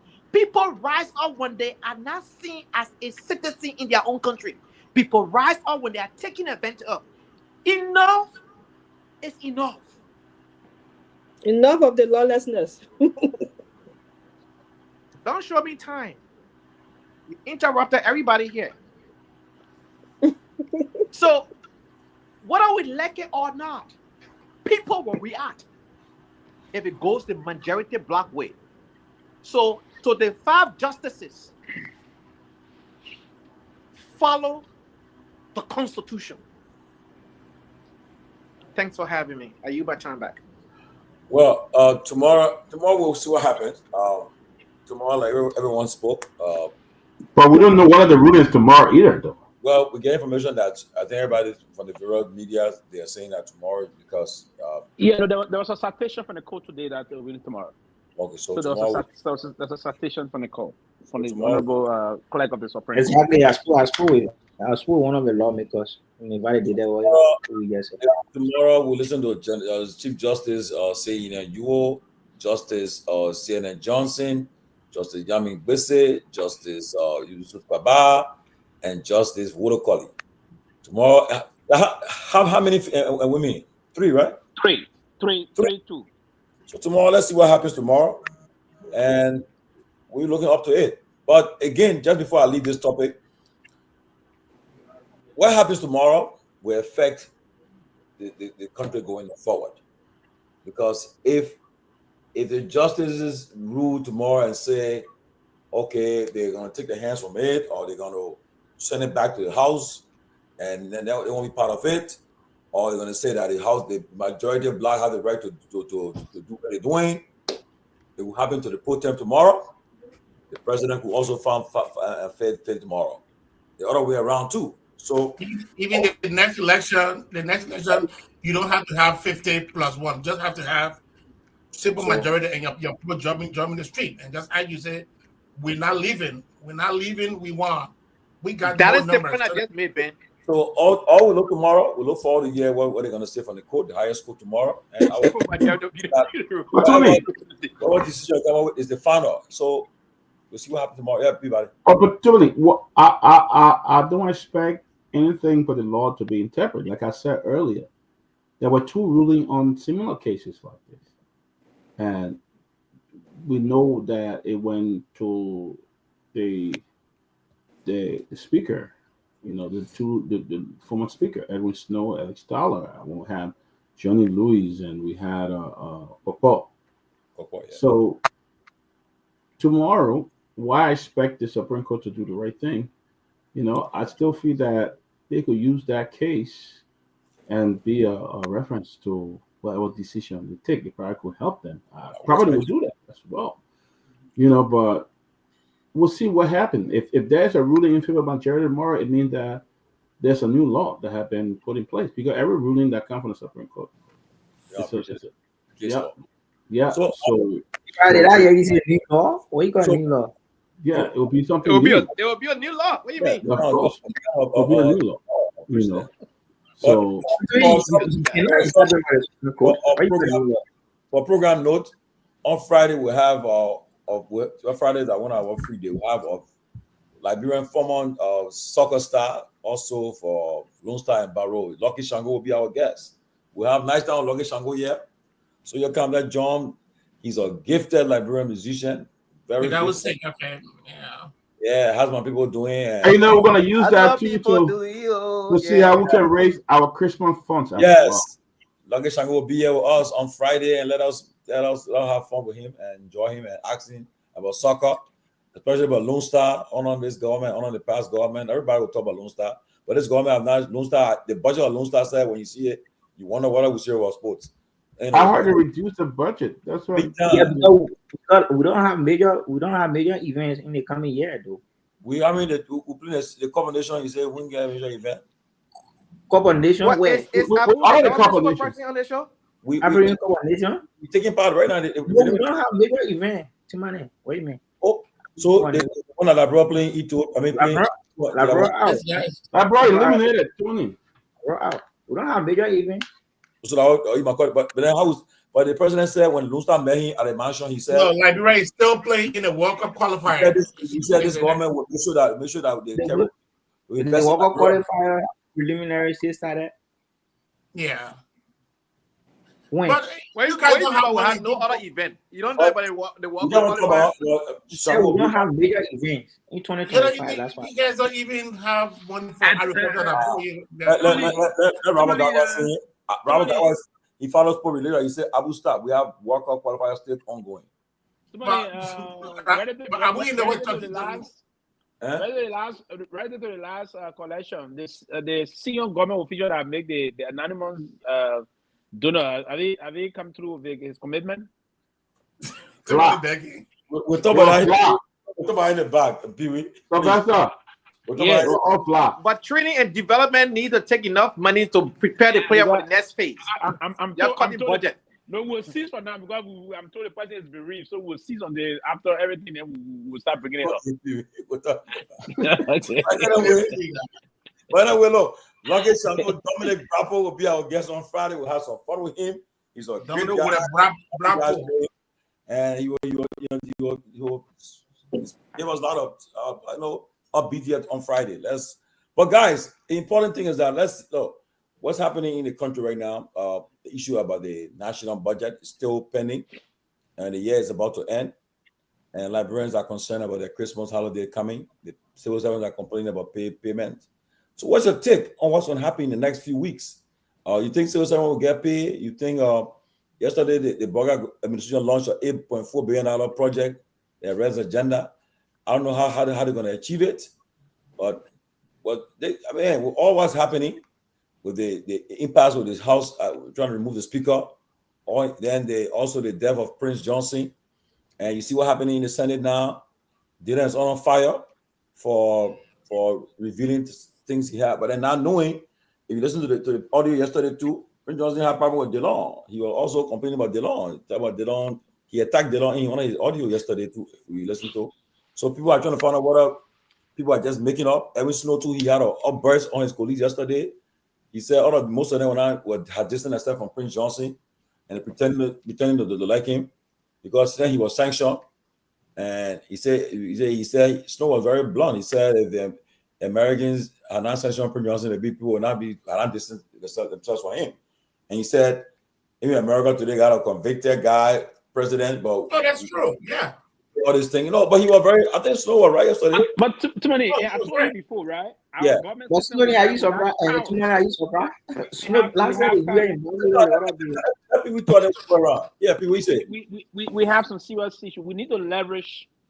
We understand clearly, and that would be the case. They said we have nothing to offer. That's why we always subject ourselves to this kind of an issue that will unfold in the country. If you always allow yourself to be that way, that's how the bigger nation will treat you. It's a serious situation we have today. And Mr. Snow is very correct on this one. Everybody wants to subject that servant attitude. It's terrible. How can we leverage? Now you have a country. Let me interrupt you. You think President Boga take a more robust way on the U.S. government? He's like saying, okay, I will turn to other countries for assistance. Like I think Doe tried to do it. And those said that when he said, stop paying some attention. Yeah, and those that will pay your money back. And those that went to the east, went to Taiwan, went to China. I mean, other places. Then he started to go to the other countries. They will pay some attention. The fact that they even sanctioned those officials, we didn't take. Listen, we're not against the issue of a sanction, but when those things unfold in the country, we should have a government through the Ministry of Foreign Affairs that will engage our American counterpart or our counterpart in the bilateral way. To say, hey, we need some information here to help us also do these things. But to just repeatedly put our officials on sanctions, you know what it does? That also affected negatively the Guar administration in terms of the election process. All of things contributed towards President we are not re-elected in the country. And if we cannot leverage our foreign policy instrument in a way and manner that we have to do now, what can we leverage first and foremost? What we can leverage to determine our way of having who we want to have relationship with, and start to push most of those things and take some independent stand. Now, most of the process here we hope. Anytime America want us to vote for the thing at the United Nations, we succumb to that. We don't take our line. We don't stick some line and say we want to do that, right? So these are the kind of a problem. You saw the situation that happened. Even though the situation that was happening in Gaza, we supported the United States on those things when all other African countries went the other way around. We are the only country that went the contrary. So sometimes we stand the ground, and even with all those things we are doing, all those things, the foreign minister was telling the ambassador vote at the time, stay the sanction we are government officials. What do you then what? Then listen, the reason why. Do you know the reason why you think President Biden supported Benjamin Netanyahu when he was hit by the international court? Why you think they did that? Why you think against sanction most of the Nigerian government officials that are blatantly very corrupt? Because Nigeria is using her leverage as the world Africa's most populated country because they need Nigeria to fight terrorism also. Why you think they support Debbie's son in charge? Why you think they're doing that? So there's a way we can strategically plan the foreign policy instrument in that it will allow them to talk to us and do some things for us and not hit us hard when they need to. Or do we have some back-channeling discussion? And those back-channeling discussion is signal discussion. They will call us via the foreign minister. So place a call to the president. Let me ask Sarah. Joe, let me bring Sarah in after Sarah coming. Sarah, as December 9 is International Corruption Day. You think anybody from the Boga government will be sanctioned? And secondly, do you think the U.S. is abusing the sanction issue that they have abused it the way they just sanction people? Well, at this point, maybe later, but at this point, I don't think any one of them going to be sanctioned. I mean, I stand to be corrected. And besides that, too, the Biden government is kind of wrapping up to get out, and there will be a new sheriff in time. And he really doesn't care much about shithole countries, like he put it. So I don't know, what will be his policy with regards to African countries. We got yet to see that. But I don't think for now, anybody I would love to see some of them sanctions so that they can wake up, so the Boga government can wake up and put things in perspective, because I think they're really still sleeping. I really do. I really think they're still sleeping. So if one or two persons are banned, maybe something will wake them up. But for now, I don't see that possible. I don't see the possibility. I mean, when it comes to foreign policy, the Boga government is completely dead. If these people cannot even differentiate the difference between a fake program, then what else do you think they would leverage? No. Ghana gets more money than Liberia.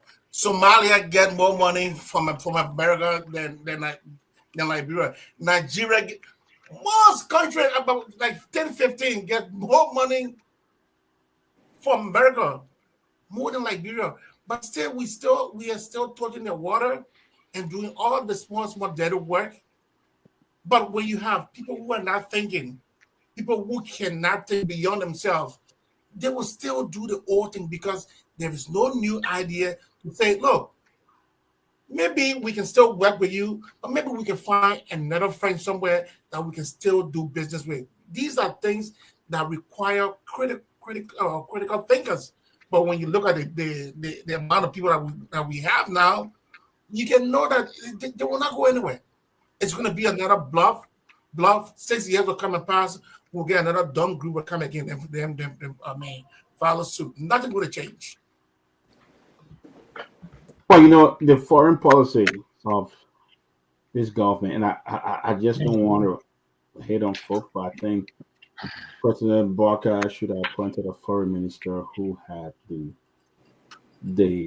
foreign connection out there who could really sell Liberia out there and make things happen. I think the current foreign minister is very not capable of that task. Let me be honest here. Sarah Yanti Beslow is really not capable of that task. And unfortunately, they came here to the United Nations. I supported her, but no, she doesn't work it. Yeah, I supported her too. But they came to the UN General Assembly. I didn't see a lot of great side meeting that was organized for President Baraka. All of that. They came here on a couple of meetings in Texas. The only person that met with President Baraka there was the UN ambassador, who was a former friend of Liberia and friend of President Baraka and all of that. But other than that, I didn't see a lot. I mean, my personal view is that I don't think Syria Anti-Beslo really can push that agenda forward when it comes to the international level. I don't see that at all, really. I agree. Yeah, again, I don't think Dr. Peabody, the basic is, I agree with that, but the basic is, to have a very firm, the Minister of Foreign Affairs doesn't really do anything major. It's just a message up to the president. You need to have a president that would use his influence and contact, and then send the minister after those things and get those things done and get the country connected. And that's why, to have an effective Minister of Foreign Affairs, you need to have the leader that will leverage his or her influence very strategically. And that's part of the reason. And that's why Madam Sirleaf, you see, Madam Sirleaf, the leader, the president is the person that's going to push the line. The president take the phone and call and say, and that's why you have the Minister of Foreign Affairs. The Minister of Foreign Affairs is the chief messenger to the president. He's the chief diplomat of the country. President Sirleaf succeeded in getting a lot of things to the country because of her personal connections. President Sirleaf would take the phone and make the connection and send her minister. So most of her ministers didn't have that powerful contact outside of the country, but through her, she connected them. It was through President Sirleaf that the former foreign minister, former finance minister, and the current finance minister met with Barack Obama. It was through President Sirleaf, the current finance minister and current senator of Bapolu met also President Obama and did some strategic thing, and we signed our first compact. It was through the leader. The leader is the one that will push the agenda. And that's why a sit-down process of the president of the republic is very important. The minister, they just there. No, you don't expect the minister to change anything if the president don't have that connection to both doors, open the door and send the minister to get those things out. No, we're going to be in this cycle, moving on, moving there, back. I've been in a foreign cycle. I do understand it very well. The foreign minister is just there. Nothing. You need a president that will make use of this and make use of some firm connection. I would have thought, and that's been my anticipation moving on, that Mr. Baraka has been vice president for 12 years. He may have built some very good synergies with other great leaders. And those synergies built, he will have leveraged them, connect our country to be exposed to most of those major development processes. Today, we have been talking about major things, right? So so all those things. All the visitation to the warehouse then. You did those things, connect yourself. Because when you are vice president, you are a potential president. And so be it, he came through and he took on the presidency. And he cannot have the connection and build the chemistry with those other top-notch leaders that will bring some opportunity to your country. You tap into those opportunities and allow your minister to move into those areas, build the connections, and bring those things through those systems. So whether you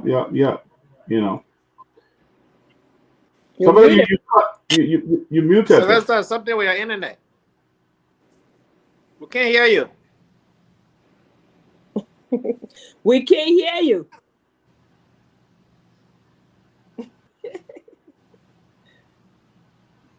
So whether we're not hearing you, we can't hear you. We can't hear you.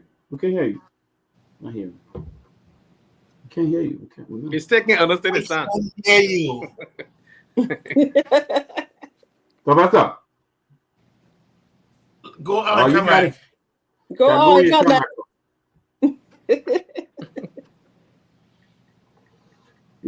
As Sylvester was saying, guys, but I think, and secondly, the president have not had that contact. I mean, I don't know. I I don't know. Yeah, Peabody. Why it is true that the president does not have the contact? The minister, that's the reason why the chief executive put people into different places, because you don't have all of the expertise that runs these ministries. That's why to become a good leader, you got to be a good manager, because you know there will be places that you will not be able to reach. So that manager who you put to that particular place will be able to be the one that as a resource person. And look, when people look, I was yelling all around for that. I mean, for that lady, running all around, running behind Monty Colley there. Look, she's kind of let all of us down. But the thing about people is that I don't know why it's so hard. Maybe that is not your strength. Maybe you could just do a reshuffle and maybe put somewhere else that you will perform better. But the thing about Africans is that you don't want to leave the big job, or you don't want to change from where you are, and that's why they will be to a particular place and do bad and destroy the entire image. I went somewhere for 1-2 times. Once I start seeing the manager coming over 2-3 times, I said, look, you not see me. I find new place to go, but our people will just remain there until the problem gets so bad. At the end of the day, they end up losing the job and they're hurting their own reputation. I think it's about hard time for Sarah to look in the mirror and say, look, I'm not helping this government. She's not helping the government. In fact, she's even bringing more negative to the government than pluses. Like simple things, like these kind of simple scholarships and stuff. I got a question. Man, you trying to beat out the president here. You're doing JMB a favor tonight. Let me just say this, right? If Madam Sirleaf could not vouch for JMB, that tells you something. She is his last employer. Could not even recommend him for this job as a president. Madam Sirleaf has a network. All those that work with her, many of them have tapped into her network. The likes of Amara Kone, the Gafuan, today, they tapped into that network. Same way with Mr. Cummings, he has a network. Many people who work with Mr. Cummings tap into his network. JMB was given the opportunity to represent Liberia 2 times at the United Nations under Madam Sirleaf's leadership. Twice he represented us at the United Nations General Assembly. He also represented Liberia in Japan. So she gave him the opportunity to tap into her network. In the 12 years, he told the Liberian people he was a parked car. So, mechanically speaking, when you park an engine, after 12 years, it's not good enough. It will start breaking apart even more because now it sat there for all that time. We allowed this to happen to Liberian people, including the very Pewee here today. I agree with you in part of what you said, that part of the responsibility does not squarely come from the Minister of Foreign Affairs. You're absolutely right, Pewee, on that. I agree with you on that. But the challenges that she had right now, and what you holding someone for now? Why are you holding? What you say? What? I'm holding you accountable because you ushered the same person Imam Bouaka into office. Come again? You helped usher him into office. That's not true. Also, that means you're not filing. You're not being paying attention. You've been defending him. Sylvester supported the CDC. Sylvester supported CDC. I didn't care people Bouaka. I didn't care. But let me just say this, right? JMB, I'll give a basketball analogy. He's a role player. He's not a leader. He is a role player. You give him a task in ministry, he will perform that task excellently. No problem. But he's not the leader of a team. He can play a role within a team. He's a team player. He's not a leader. And that is a big distinction between the two things. That is the reason why for a complete whole year, this is the first of its kind, an entire year went by with zero accomplishment. Are you going to go put Ethiopian Airline on your State of the Nation address as an accomplishment? What happened to the 10,000 students? We got laundry list of things that you said you're going to do, and none of them have been done. Oh, you right, my brother. So the nation coming. Oh yeah, I'm thinking way ahead. With no speaker. I might even be the responder. Well, that wait. Nah, just joking. Yeah, I love There'll be no speaker. There'll be no speaker. What is he going to put on that nation? We will have solved the problem by then. Address We will have solved the as whole an accomplishment saga. in 2024. And when we speak, they say, "Oh, you hate the puppet so much. Oh, you so bitter. You got 1% and all of that." Folks, we ought to be serious here. Everybody can just make mistake now. So all of the people, you have a man who never worked in security, who is your national security advisor. You have a woman who doesn't even understand politics. She's your political advisor. I mean, where are we going with this? Yo, the woman a politician. The woman a former presidential. Man, having a political party does not make you understand the word. That woman does not understand You have to speak. Yeah, but you had it. You put your son on. Yeah. Come and speak my How come on? Say that thing. So, Pewee, let me land. So here's the thing, right? I'm holding you. Now I'm talking. We have people in the wrong positions, and they will not take Liberia anywhere. One, they are not patriotic. What is the foreign policy of Joseph Numa Boaka administration? What is it? What is the foreign policy agenda of this administration? That question was asked by Senator Thomas Yaya Nimle to the very ambassador that was seeking, when I went for the confirmation hearing. Every single one of them have a different approach to it because this administration does not have a one singular foreign policy agenda. Well, I mean, we're learning that. So Liberia has nothing to offer but to beg. They cannot stand on their own. They have to beg. So when they say our international partner, instead of say, oh, the people who we can beg from all the time, they call them international. When you are partnering with someone, you exchange something. What are you giving out and they are taking? They continue.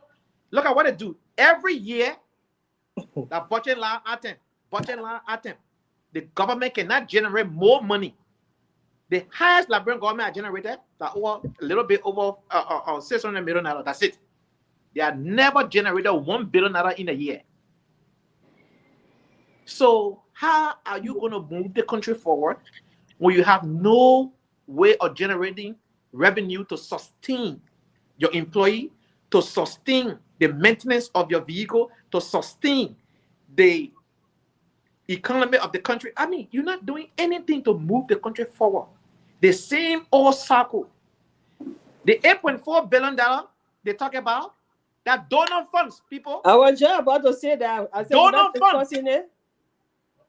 How can you depend on donor funds? Suppose the donor change their mind. Remember, I will eat now. Let's call it that. I will eat. Peabody, Anthony being hypocritical though. You talk about recycle politician. Let me not call you up. Yeah, I get a chance to talk. I don't want to talk. I won't get a chance to talk. Who's prime? I just got appointed. Kofi Woods. Who's prime? Look, well, you haven't given me a break about it. You haven't given me a break. Okay, yeah, sorry. I'm very sorry. And these are folks that work in our government. I mean, one of the man said, again, you got Louis Brown, you got George Wisner, you have even the very Mariah Kula, our COS. So Mr. Cummins, and you come and tell us you got recycle politician. Are you serious? You talk about Bogana being a leader, but team player. This man serve. This man serve. This man serve with distinction. Imagine being picked by a city president. If you prime to become his president, but I said he picked Joe Boaga to be her vice president. If Joe Boaga had not performed as instructed in the as instructed, right? If Joe Boaga had not performed, but I said we are picking Joe Boaga 2011 election. and he can't make up to believe that Joe Biden is not a leader, then why the man said he carried Joe Biden 2 times on ticket as a vast standard bearer? So he's being hypocritical here. He's being very hypocritical.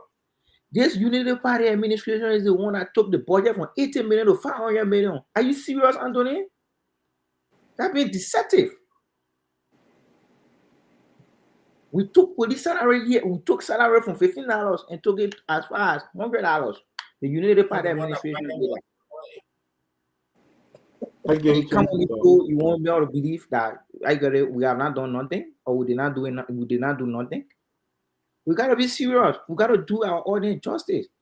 It's part of our political diversity. We owe it to this country. Agreed, you support a man who you believe in his wisdom, just as I believe in the wisdom of Joseph Boakai. This man served all of the positions he held prior to becoming vice president and now president. He served with distinction. He cocktailed exemplary leadership. They met when he was FPMC managing director, who were importing cocoa from Lofa to Monrovia. You already reborn. History tells me. But people are when the camera was speaking, talking about research, talking about TV, where you went up, bro. I did not interrupt. When the camera was speaking, I did not interrupt him. Yeah, that get a chance. You talk about recycle. Mr. Cummings surrounding himself with recycle politicians. The like of Louis Brown, Togar, Garguah, McIntosh. These are all people that have been around for 3, 4, 5 decades in the Liberian politics, in governance. Come again. All right. Abu. All right. But Abu, let's look at this, okay? Mr. Cummings, I'm not speaking for 5 minutes, though. I'm doing this for more than 5 minutes. Yeah, but other got to talk. We got. Abu, go ahead. I didn't speak for 5 minutes. I spoke for 3 minutes, 48 seconds. I will call you up. I will talk. I will call you up. But let's try to do it quick. We got to go around. We got other things. We have to be fair, right? How many minutes do you allocate for each person? But leader talking. I will talk. You got how many minutes? Just talk. Yeah. Okay, so like I was saying, right? Anthony is the one being deceptive here. If you tell us that Boakai is being surrounded by recycled politicians, then who is Mr. Cummings? Who are those around Mr. Cummings? I didn't say that. I said people are placed in the wrong position. Who are those? Mr. Cummings not the president now, though. Boakai is the president. Boakai is the president. Focus on Boakai.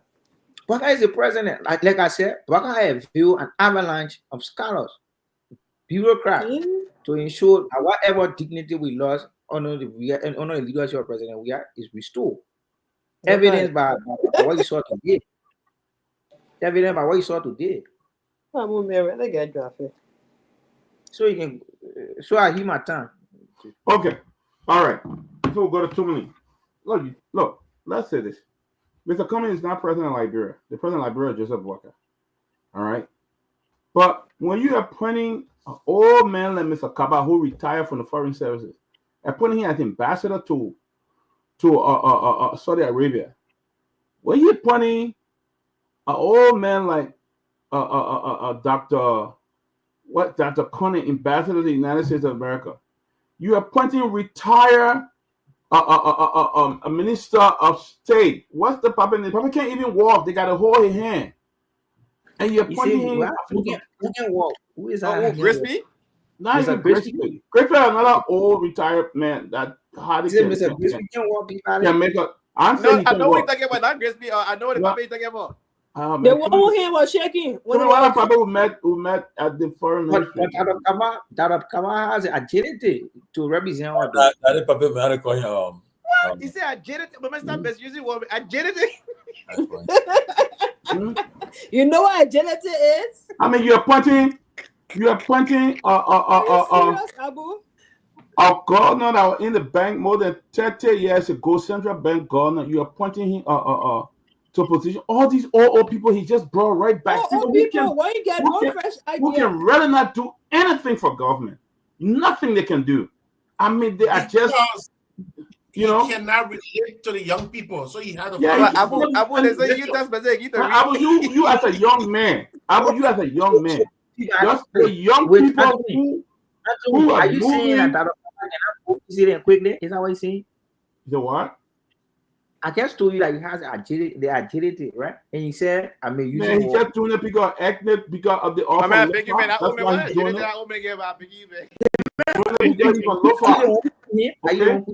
After Fahad, who worked in government more than 30 years ago, old man retired. You reappointing him on board and things like that. That can do nothing for the country. You leave all these young, super young people. These very young guys, super young people in Liberia. You bring it. I appointed more than 50 old people who can do nothing for that country. Experience. Nothing. That ain't no experience. That's why the country going the way it's going, because you don't have, you got. And you leave the young, super vibrant young kids, and you taking the old people. It means that you got no regard for the young children, the next generation of the country. You got no regard for them. That's what's going on in that country. You see? They call him Ambassador Wallace. Yeah, Ambassador Wallace. That's the thing. They had to hold that man to walk. And the old man is old, and you give him position to do what? What can he do? What can he do? But can you tell us about the UP foreign policy? You see, you recycle Gracefield right back over there. For what? Huh? Complete recycle, bro. I mean, what you want? What's the vision of the young people? The young people don't have any vision. They don't have any opportunity because you come in and push them away and bring in all old people. The ambassador of Saudi Arabia is a very old man. Okay, I respect my old people. We're all going to get old. But if they can't retire, there will be no opportunity for the young children. If you keep bringing old people back, there will be no opportunity for young children. Yeah, George Wallace. If you can bring out a George Wallace back, Fahad, what's the guy, Dr. Vinton, David Vinton them back and giving them job on boards and things like that. Dr. Kamano that retired many years ago as a medical doctor, you brought him back and made him chairman on a board. What is that? Huh? What is that? The JB administration is a new nursing home. Thank you. I want a complete, you got thousands of children graduating from LU, AMU, other places. You don't trust none of the children to put in the government. You bring all the old people that just because they're old and they're broke, and you want to help them get live money, and you bring and put it in all over the place. Okay? What can Mr. Kaba do in Saudi Arabia? The public even got energy. Huh? Are you not taking into consideration that experience matters? Oh, that experience matter? So you don't take into consideration too that the young generation are the one now. You don't go back to. You don't bring the old people in. Okay. America then was to move on. If they didn't invest in the future of the young generation, how do you think America would have been successful today? These people work all through the year until they die before you take another young person. That's why we are nowhere today. Go to Ghana. Look at the young people working in the government. Go to other countries. The young generation are the one to move the country because we see the effort. We see the vision in these young children. That's why people bring them in. Employer will fire the older staff and bring in young people because they are the one to really move it. That's what employer would do. Most employer, they're not going to keep somebody there for 30, 40 years. They tell you to retire and bring the young man in who knows exactly. But our own, we don't believe in retirement in our country. We put away the young children and the same young people on the street running behind these old people then all day when they even know better than David Finton know how to even use internet. George Wallace can reply to an email. Arrest. Did you guys hear that? People still using their personal Gmail to do government business. Maybe a government email. maybe Abu heard it. Did you guys hear that Boga didn't even know that the speaker was in Italy? I would be surprised. The speaker doing what? I think I still need to do a job. I would even be surprised because when the general went to EU4, I said, where are you for? That's what I heard. That's right. Well, let's talk about the budget. Abu wanted us to not budget, whatever the thing was. He said he wanted us to discuss the 8.4 billion. I would bring it up. My question is, how are we going to pay for it? Pay for the $8.4 billion. How's the one the money coming from? A grant, though. That grant? No, but according to Garguah, he said 70% coming from the world national budget. Then I think over 70% coming from foreign donors. So I mean, that donor fund. So, is there free money? My question is, Cyril and others, is that in this kind of critical time, right now, let me be very clear. The guy who's going to be president of America, I'm no fan of that guy, but somebody who his whole mantra is America, anti-Africa, American money. Anti-Africa. Thank you. Liberia, Africa got to be very careful in the next 4 years are coming, because any problem, America was funding ECOWAS and the African Union to support initiatives in Africa, and especially in time of conflict. This guy is concerned about cutting USAID budget. He want to cut and USAID. America do the funding through USAID. Yep. So most of the money will come through cutting the USAID budget. It will affect the country. So it's important that the Boga administration really find other means of getting revenue. Now, President Boga has made 15 trips abroad since he took office this year alone. I come here, 15 trips abroad.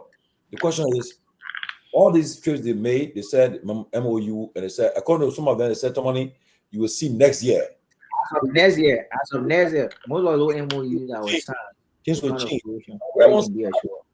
But so they budget their agenda year launch yesterday. Tell us, Abu, how you going to implement it? Yeah, tonight. So like I said yesterday, and as it was agreed by the panelists on the show yesterday, that today we're going to discuss the arrest agenda that was unveiled by the president, and it focuses on 6 key drives, right? The agro business, which has to do with boosting food security and creating sustainable jobs.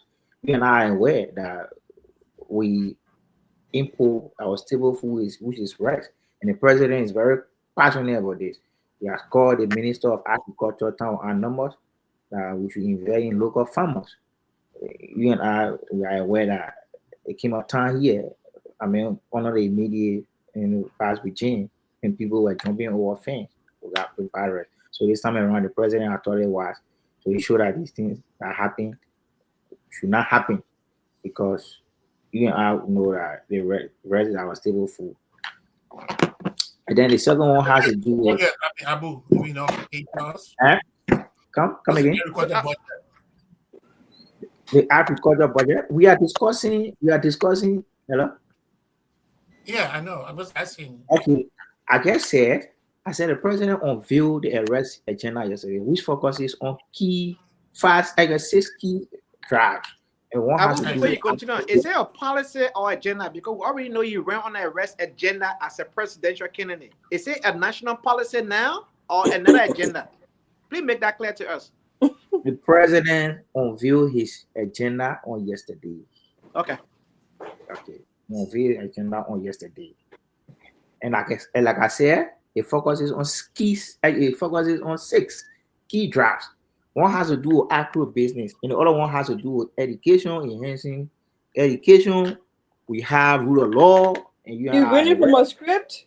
Yeah, you reading from a script. I'm asking you. So, to each of those things, are there monetary attached to it? How much are you guys going to spend in agriculture? Again, I didn't hear you. How much are you going to spend in agriculture, education? I just want to know.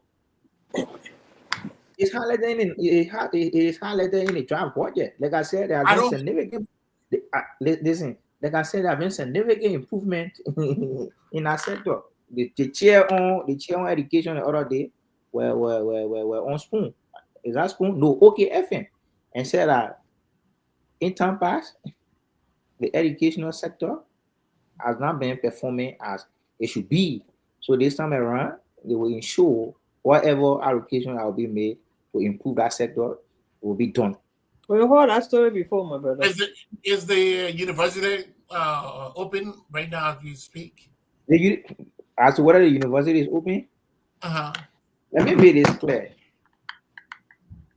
Why is serving as an impediment to the opening of the university? No, that has to do with funding. It's not open. No, It's not open. No, it don't have to do with funding.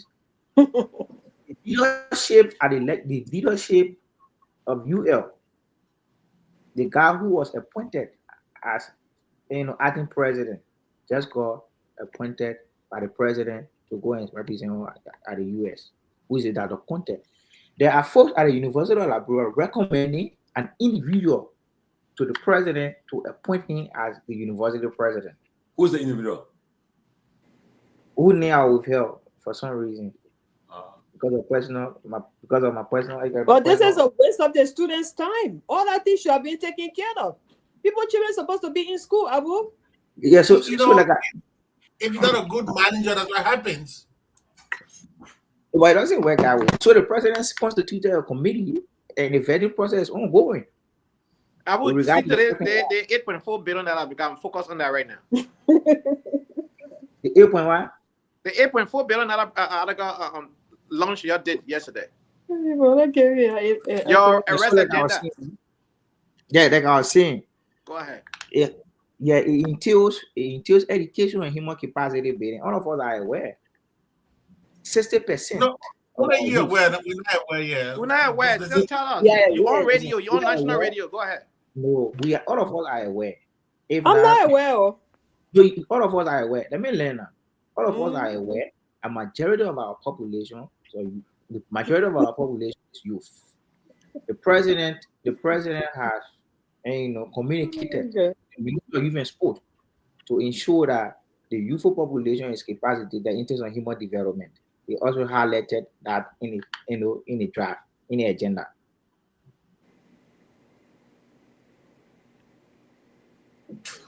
If I may, I think the brother really for a script. Because when I criticize them, I think they can make adjustment to that document. I did it during that campaign time. They make adjustment. The king they said they were doing retreat. You had to go reviving on that policy. So here's the thing: there's a big difference between what we call agenda and policy, right? The president is the chief executive officer. He runs the day-to-day activity of the nation. He needs a policy. The PAPD for the CDC, in 9 months, they introduced what we call the PAPD, the Proper Agenda for Development and Prosperity. That was their policy.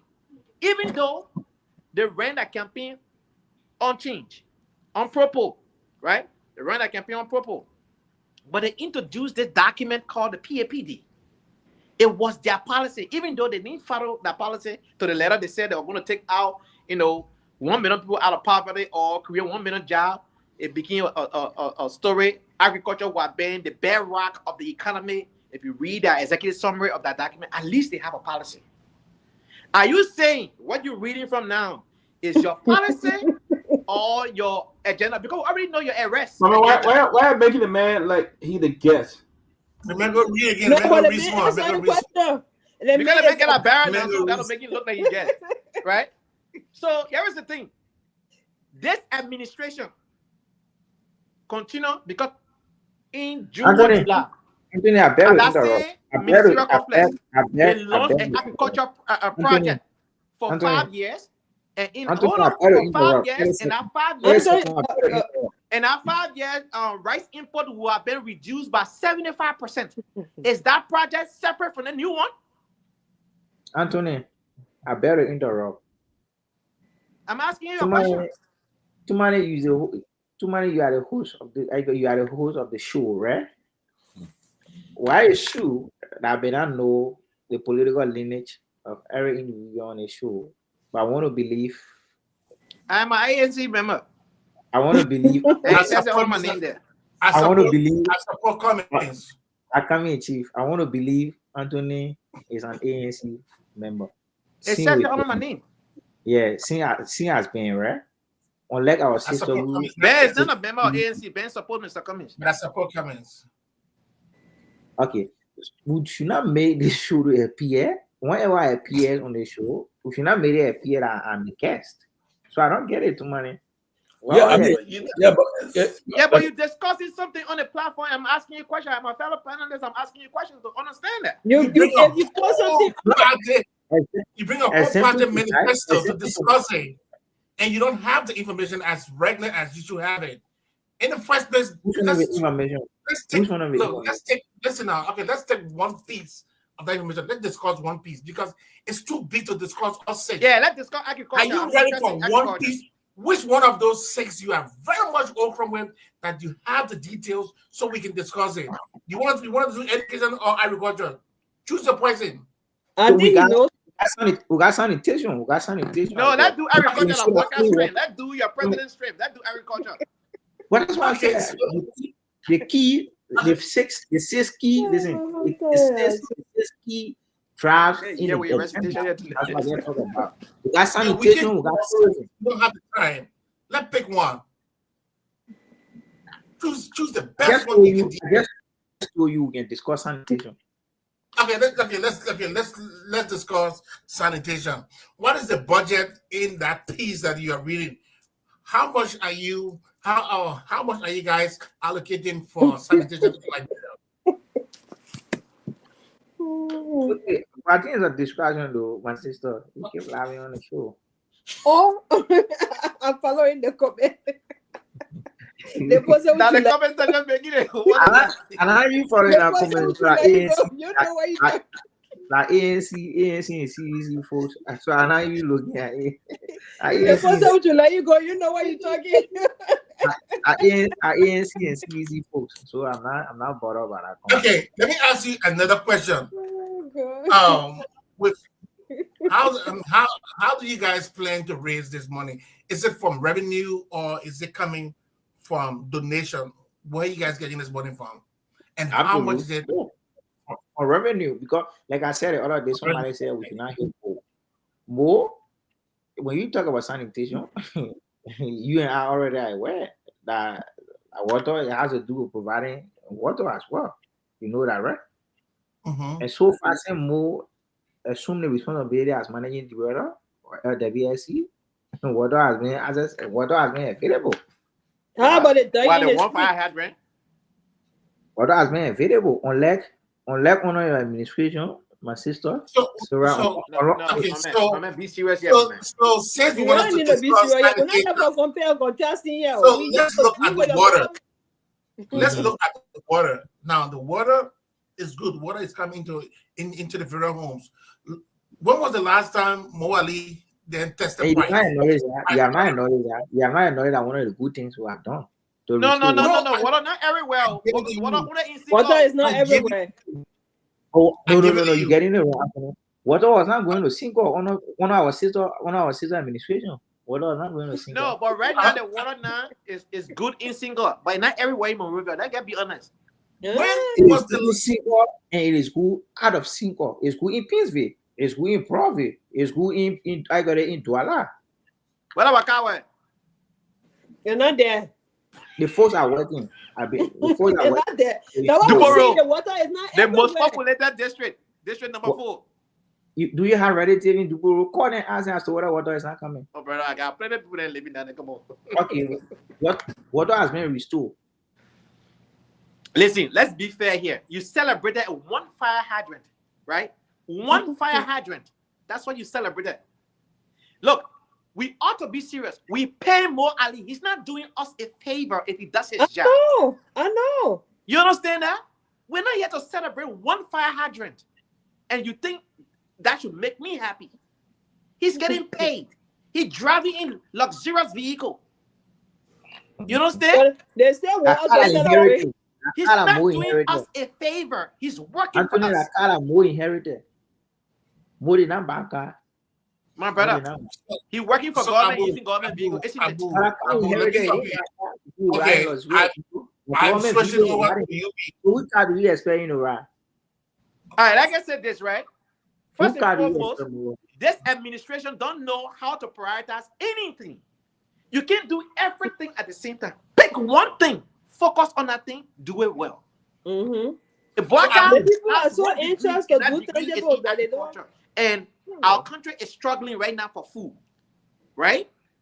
Our country is struggling. You told us 2 months ago, you launched a program at that same ministerial complex that Liberia was embarking on a 5 to 6 year project that will reduce rice import by 75%.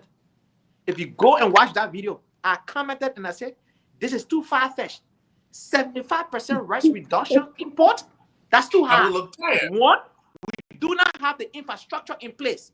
We don't even have mechanized farming already in the country. We need to put the infrastructure in place, start the farming, have the resources, do all of the things. That will take at least 2 to 3 years. So you're going to have 2 more years. Now, in 2 years, then you will make that kind of farm and be able to generate that kind of rice. So, Anthony, let me have we my cannot brother. be lying to the Liberian people. Got to be honest with all our people. But guys, just see, some viewers are saying you guys are not treating the guy good. Everybody make a point, but everybody just talking on this guy. So, but we trying to help. We're trying to help. Yeah, trying to help. But I think Abu is.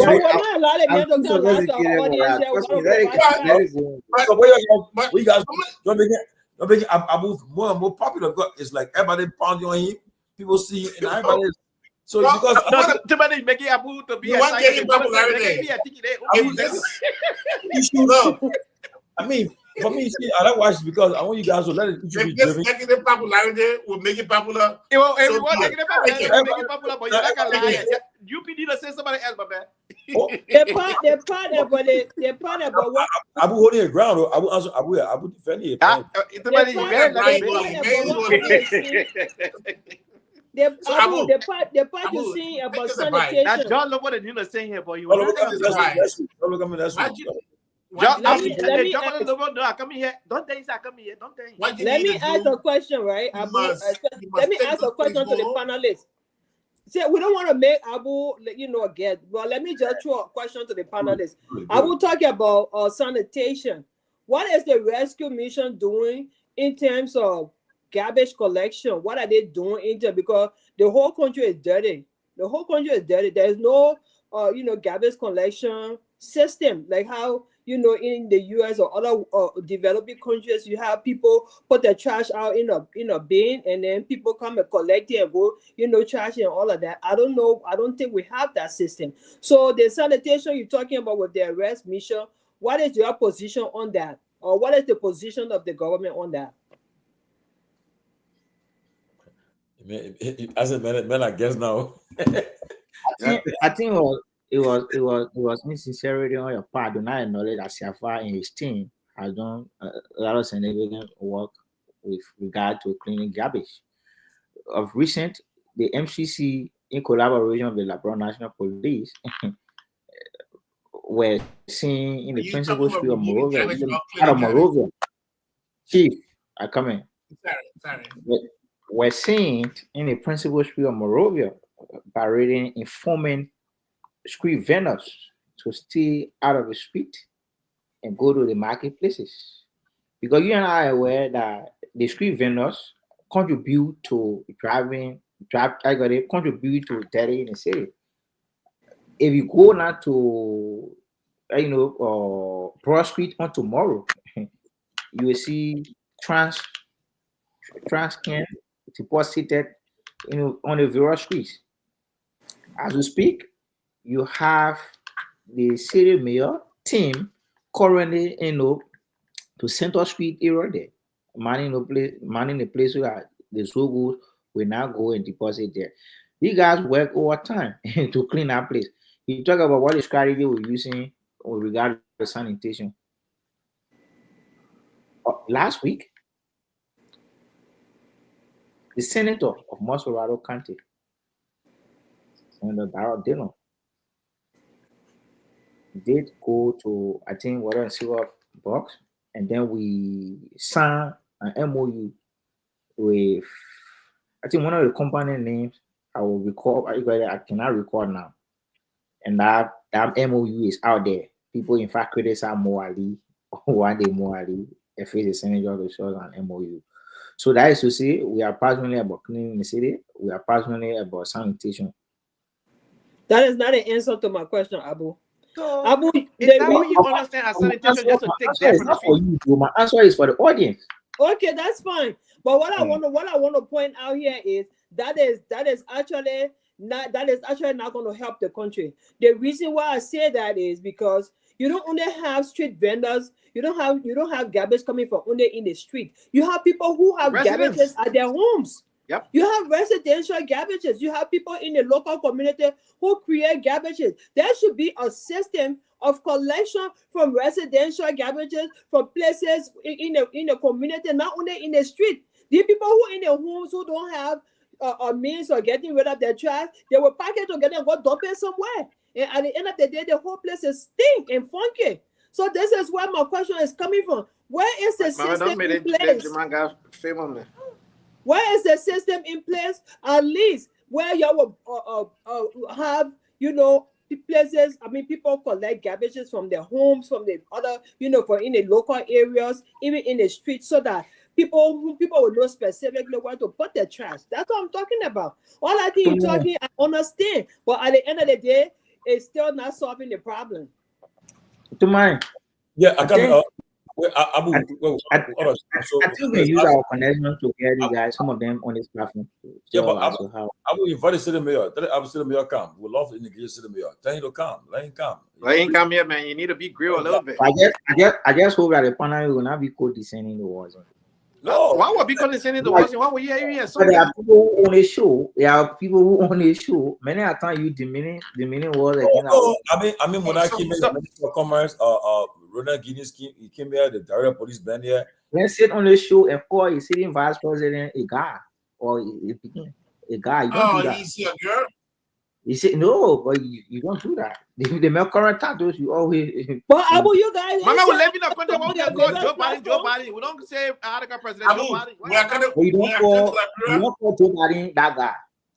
You call him. What that guy? Joe Biden, that guy. We can even call him Joe. Joe Biden, Joe. They'll call Trump and organize, but let's move on. Guys, let me say something, right? We are about to come to Gavin, let me say something real quick. 30 seconds, if I may. 1 minute, no, one more time. So, Gavin, only 20 more minutes. So, I want everybody to chime in on this. Okay. The issue is this: people want to give our own perspective on it. The Senator Johnson have passed, so he passed away. He'll be buried, I think, in January. I was told. How I keep his body so long? I don't know why, but that's what it's doing. We're January burying him. My man, and the government money keeping the man. The question is, I want was a statement and he deserved to be burial. Who want to anyway, that life. But anyway, people are asking now. In 2 minutes, everybody have 2 minutes to answer this question, so we can close. Do you think it will be people are saying that the UP is popular? Elections held today. CDC will win election between UP and CDC. CDC will win because of what UP performance. Now, but now there's a vacancy. There's a Senate vacancy. People are saying that the first test should be whether you think it will be a good thing for the ANC or the CDC to put out a candidate against the UP candidate for the seat that's been left void by the devil of Prince Johnson. We'll start with Cyril. 2 minutes perspective. What do you think CDC should put out a candidate? Because the CDC put a candidate, people are calling this man name. They are calling Garrison Yelu. He's Gil, and Prince Johnson was Gil. And then I have a Mamana person who's in the seat personally, Antoine. So, but what do you think? You think CDC should put out a candidate or ANC or whoever? You think UP will win the seat again, or what happened? Because Prince Johnson was not happy with UP. What are your thoughts on it? It is highly possible. Abu, you have your time. 2 minutes. From my end, I might not even take 2 minutes. From my end, I think it is highly possible because Prince Johnson was with the UP when he died, and he didn't die happy because the UP used him and dashed him. And before towards the end of his death, he had made an appointment to meet former President Weah, which did not come to fruition before he died or until he died. So right now, the people of Nima are focused on burying him. Hopefully, when they get done burying him, then the real politics will start. I think it's highly possible that CDC can pull up a candidate, and that candidate should be somebody from the Gio tribe. And if they can merge with ANC, that will even be stronger. I know UP will try to play some games there because they feel they got the leverage. But at the end of the day, it's highly possible because of the kind of way the people, the Jeremiah Kuhn and Kroger and the other people treat us. PYJ, it's possible that their candidate could win. I'm highly optimistic about that. Okay, quickly, Sarah, before I let you go, I'm gonna go to the next person. You right now is all indication that Kuka is a leading candidate from that may contest the seat. He's been supported by he's from a different party, but you saw him on tip. We got him on tip insulting the former the late senator, insulting him, even though he's related to him, but he's from the same village, and he's on tip insulting the late senator. You think he stands a chance? You think the senator people will support him for that seat? Well, tradition, tramples a lot of things. He being from that end, even though he was disrespectful to the late senator, they can talk about it, and they can all come to one conclusion, maybe forgive him for what he did or whatever the case might be. It depends on how well they would take it. It depends on how well they take it. But I know sometimes when things happen, they go behind closed doors, they talk about it, and then, they move on. So it's possible that, they might carry him, and it's also possible they might not. Okay, thank you. Let's hear from Anthony. Abu will be last because it come to you. Let's hear from Anthony. Anthony. The last time I checked, either Gongloe went so my man is enough featuring Kennedy too.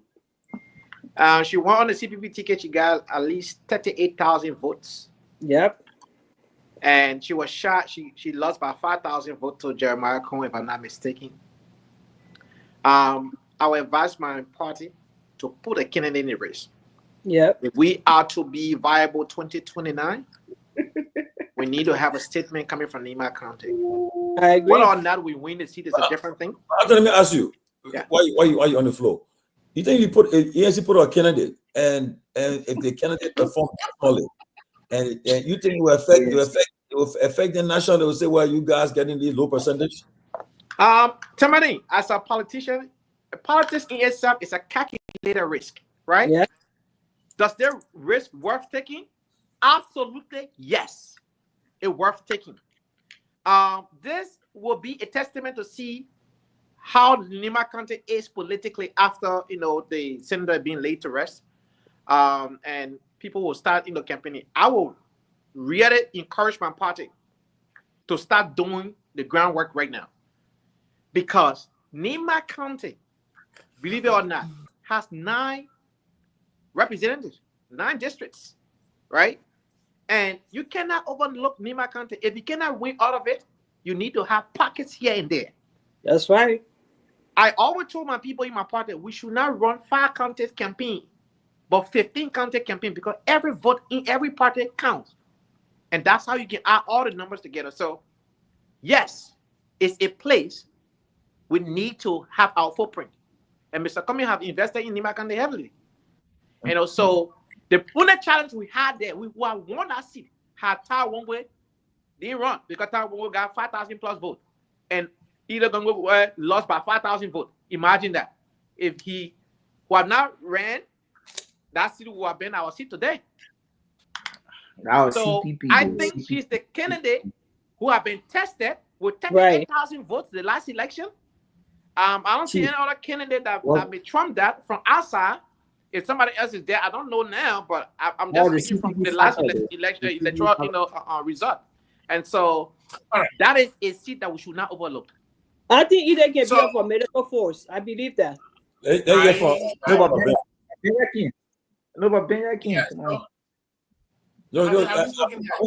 got 2 minutes. You got time.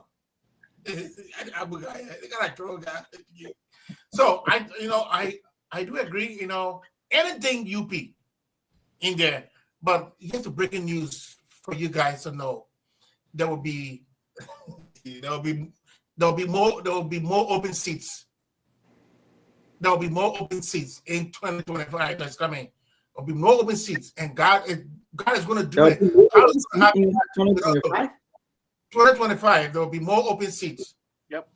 from January to June, we will have more seats that will be open. Where it will be open, I don't know, but it will happen. Why you say that? We are not elections though. All the people telling you now 2025. It has nothing to do with telling you. There will be more open. Believe me, there will be more open seats. Get ready to run more campaign. But I think this campaign will be very important. If these guys can get a bloody nose in Nimba, it will set the pace. If you allow them to win in Nimba, they will get more stronger, and there will be. You have no way to control them. This is where you get the first hit from, and that guy that got Togar should not even come anywhere close to that seat. But we got more seats that'll be vacant. But Ben, before I go to Abu, so do you think if you people are candidate, put up a candidate and win, you think that it would testify that UP is still popular? Or yes, even though they're not popular, but it will give some false sense of security. That will be a false sense of security, but it will embolden them to, because I'm telling you, there will be more open seats coming. Here, more open seats in 2025. I hear from Abu. Abu, go ahead. Yeah. I can speak with authority that the Unity Party will figure a candidate, and our candidate will win by elections in the Makani. What's the candidate name? I won't tell you now. But Unity Party will actually figure a candidate in a by-election. But again, let me take you back to the recent elections that was held. I brought Yan Twan to the Senate. The UP featured Yan Twan. The late senator who we are discussing today did not support Yan Twan. The current vice president did not go to Nimba. He did place on local radio stations. Yan should be voted for because he believe Yan shared the same vision he has for Nimba. What did the people do when they reciprocated out by electing Yan? So that is to tell you, Jeremiah. No, he was just a better candidate. That's all. Listen. But later Prince Johnson did support him though. Yep. But too many. He's a good bad guy. Prince Johnson doesn't matter a lot. What are you talking about? But the man won't lie. We're not getting chance to lie. So like I said, right, too many. It is against our backdrop. I said the Unity Party. You know the MDR will all of the frustration Prince Johnson expressed. The MDR is still part of our alliance. Do not forget. They're still part of our alliance.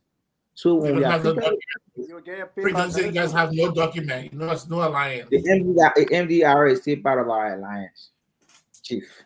You don't have to agree to it. The MDR is still part of our alliance. So you say it will win, right? Okay. Jeremiah Kun at the moment will not just vibrate the MDR right now. You remember the UB? Which I know. I just told you, Jeremiah Kun being the sitting vice president has influence over the electorates in Nimba, and I was demonstrated. Not all of them. Come again? I said not all of them. He has influence, but not the whole. Can I ask you a question? He doesn't have Prince Johnson influence. That's for sure. Exactly. Why you guys always interrupting me when my time is allotted to me? Because we want you to spill our energy, that is not correct. Okay, but let me say this though. On Saturday, so like I was saying, right? We're about to leave, over the electrics in Nimba. It may not be 100%, who is not possible. The probability of having influence 100%, but you have influence over majority that will determine who becomes the next speaker. I got the next senator of Nimba. Oh, you see, you're speaker. You got the next speaker. I said next senator of Nimba County. Who feel in Prince Johnson? Okay, will come on UP? Yes, we'll feature Kennedy, and that person will win. We'll see what happens. So do you work for the NPA? The men are sorry for the NPA. The man's a Liberian, but the man is a Liberian. But guys, it's been a good show, but I just want as we want to show down now out of time. But on Saturday, there'll be a big election in Ghana. They're going to the polls. The former Vice President and President John Dramani Mahama running against the President Vice President to Nana Akufo-Addo, Dr. Mahamadou Bawumia. Yes, he from the NPP and Mahama from the NDC. Young guys, both are 61, 65 years old. So you don't forget Mahama served as Vice President to John Atta Mills. When Atta Mills died, he completed his term. He went for one term, he won. Tried a second term, I think he didn't win. And then he lost. Mahamadou Bawumia, he's President, Vice President to Akufo-Addo. What do you think? Who would you win election? That a Ghana man talk for the bands in Ghanaian. Yeah. No, I think NDC is going to win. I am a Ghanaian by paper. I have a Ghanaian nationality. But NDC, I think NDC has a high chance of winning. I think they will win. But the ruling parties in Africa always have a little edge. But NDC is really. But if Mahama win, Mahama got a lot of friends in the UP government. So I mean, yeah, they really a lot of friends got in UP government. So yeah. But that's what happened. I think they will win. Ghana, I like Ghana won. 276% running for parliament.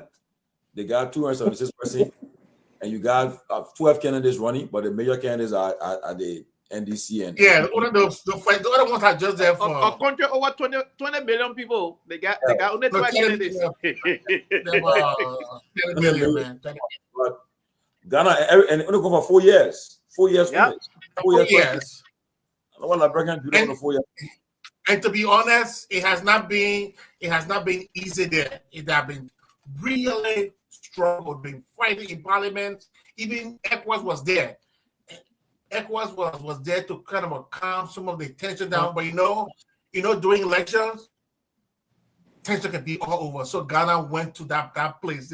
It was very hot, and ECOWAS went there and kind of cooled them down a little bit. So things are coming, down. But yeah, it's not easy. Things are still hot in the country. And people want change, but we hope our guy win. Which Ghana, our own Evan Snow, he leading ECOWAS delegation to monitor elections there from ECOWAS. We'll see what happens in Ghana. We hope a free and fair election there. Bring your member to cause again. You can call over. Like I say, he's coming. Are you working with NBA? Tomorrow will be an important day. Let's see what happens. I'm so excited tomorrow. That's what happened tomorrow after the Supreme Court. You are? Right. Thank you, guys. Look forward. Thank you, man. Thank you, Abu. Sarah, who's that? Thank you, Abu. Bring it tomorrow. Give you. You sure that your son? You sure? Come. Why They said Ben. His name is Ben. Say hi to them. Ben, say happy birthday to your man. Say happy birthday to your man. I think your mind give me hard time. Your mind really give me hard time. You can sing a flower, a bouquet. Oh wow, that's nice. That was nice. It's very thoughtful, Yeah. He's not a mentor. He's a real gentleman now, so you don't have to worry. And once he's bed, he's gonna be good. Yeah. We'll finish planning coming now. We'll finish now. Abu, tomorrow, where the bird? But Abu, you wore your barrel and you didn't even represent your party the way. Abu defended the party today. And memorize good tomorrow. Yeah, memorize our whole set and choose one. No, you know what? Waiting for they show somebody that George Lobo. But tomorrow, don't forget though. Tomorrow, Lobo ran away from me on Focus on Liberia. You get a news. We got 30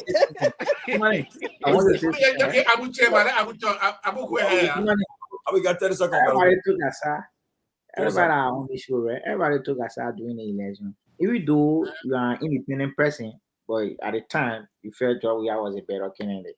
but excluding you, the rest of our two are outside, right? Yeah. It is not strange that Anthony will disparage Joseph Boakai to me. It is not strange that our sister Sarah will disparage Joseph Boakai. It is not strange to me that Ben will disparage Joseph Boakai. Because our mind is already made that Boakai is not doing anything. It was not an option during the election. No, if you do something, So let me guys say this, young man. Let me say this to you, right? We are on No, but listen, radio station. Give me a break. Give me a break. Give me a break. So it is not screen. It is not screen. You question the leadership ability of Boakai. My being here is to educate the audience. Not this audience. Not this audience. No, but listen, we have people following through the electronic media. Don't forget though, this show has been relayed on True FM. This show has been relayed on True FM. So that's the reason why we always checkmating you, because we don't want you to mislead the public. That I'm seeing here are comments from folks from the CDC and now the ANC. That obviously that comment about me will be co-descending. But you didn't say educate. I get it, man. The comments are co-descending. But trust me, I think it will be because the essence of which I'm on this show is to dispel some of the lies. Oh yeah, Joma, you must ask focus on Liberia. Very folks on this platform. Like, so my being on the show is not a step to Dennis Jar that if I knew that Anthony Gay was coming here, I wouldn't have come.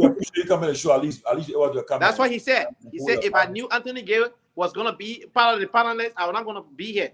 And he left. He immediately left the show. Come on. Oh, without me saying a word. Yes, John Lofa ran away from me. No, maybe he doesn't want to interact with you. I don't think he's gonna run. I mean, he can come in as a government in power now, so we can have the discussion. But let me just say this to you, right? All the you folks. I do not hate Joseph Boakai. I hope his administration succeeds, because when they succeed, Liberia succeed and Liberia will succeed, right? But here's what we shouldn't do to the Liberian people. We are not campaigning any longer. Campaign is gone. You got your barrel on. You're not supposed to be wearing barrel now. What you're supposed to be doing is to show the Liberian people where we are now, where we're going, what you have done in the last 11 months, and what we're going to see the next 12 months to come. You understand? Campaign is long gone. You are in office now. So you can't be doing propaganda any longer. All you have to do now is the government launch something, you come and explain what the people that have been launched and how is it being launched and how is it going to benefit the Liberian people. That's what the people need to hear now. That campaign thing is long gone. You understand? You are now the governing arm. That's right. Of the country. You are running the day-to-day activities of our nation. As we speak today, 14 counties out of 15 have 0 police vehicle. The entire Southeastern region, now 1 vehicle for police officer, LMP, got 0. Have you read the draft yet? We are yet to see the 10,000 students work promise. The whole thing, our national security has been compromised under this administration. Have you seen the draft yet? As of next year, the police our national security has been compromised. But during George Weah, we have police vehicle in Zweju, in Harper, in River G. See the man telling story. But tomorrow, I'm telling you. The show, man. Okay, guys, tomorrow we'll have a good day tomorrow. Abu, what happened to the 10,000 students? Boakai promise. Come again? The 10,000 student Boakai promise that after the graduation in 6 months. That training was conducted. Where? The LTA conducted the training. The LTA conducted the training. So where are those students? They got a certificate. And no job. And we never heard anything about it. But they got no job before. You did not hear anything about it. They got a job. Abu, start lying here. What did they got that training here? The people got training here, dude. I think about 10 days training, right? 10 days? 10 days training, get people. Are you serious? 10 days. How long? But listen, too many. Before I leave, right? Yeah. I'm very unequivocal about this. I'm not on this show. I say I'm very unequivocal about this. I'm not on this show to police Ben, Sarah, or Anthony. I'm here to speak to the Liberian people, to speak to the council. You hear what the comment said? None of functioning ambulance in any county. When you speaking, people don't need about it. Yeah, you can't talk about get to educate people. What is there to educate? Who you go to educate, bro? You can't even defend your own party you support. What is there to educate, my brother? I was always a action speaks louder than words. I said, go call your judge. Nobody can.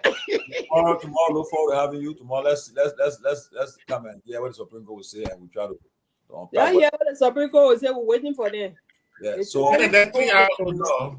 your son 23 MOU from South Korea. 23 MOUs. Yeah, good night, my brother. You took Darren Delon with you to South Korea. What did Darren Delon know about business to discuss? Anthony, Kumi's gonna be president here, my man. Kumi's gonna be president here. It's not about Kumi being president. It's about your doing what's supposed no offense to Darren Delon, but he's not a businessman. We are doing what we need to do. We are doing what we are elected to do. We have made a better pitch for business. We are doing what to come to Liberia compared to Darren Delon. We are doing what we were elected to do. Oh man.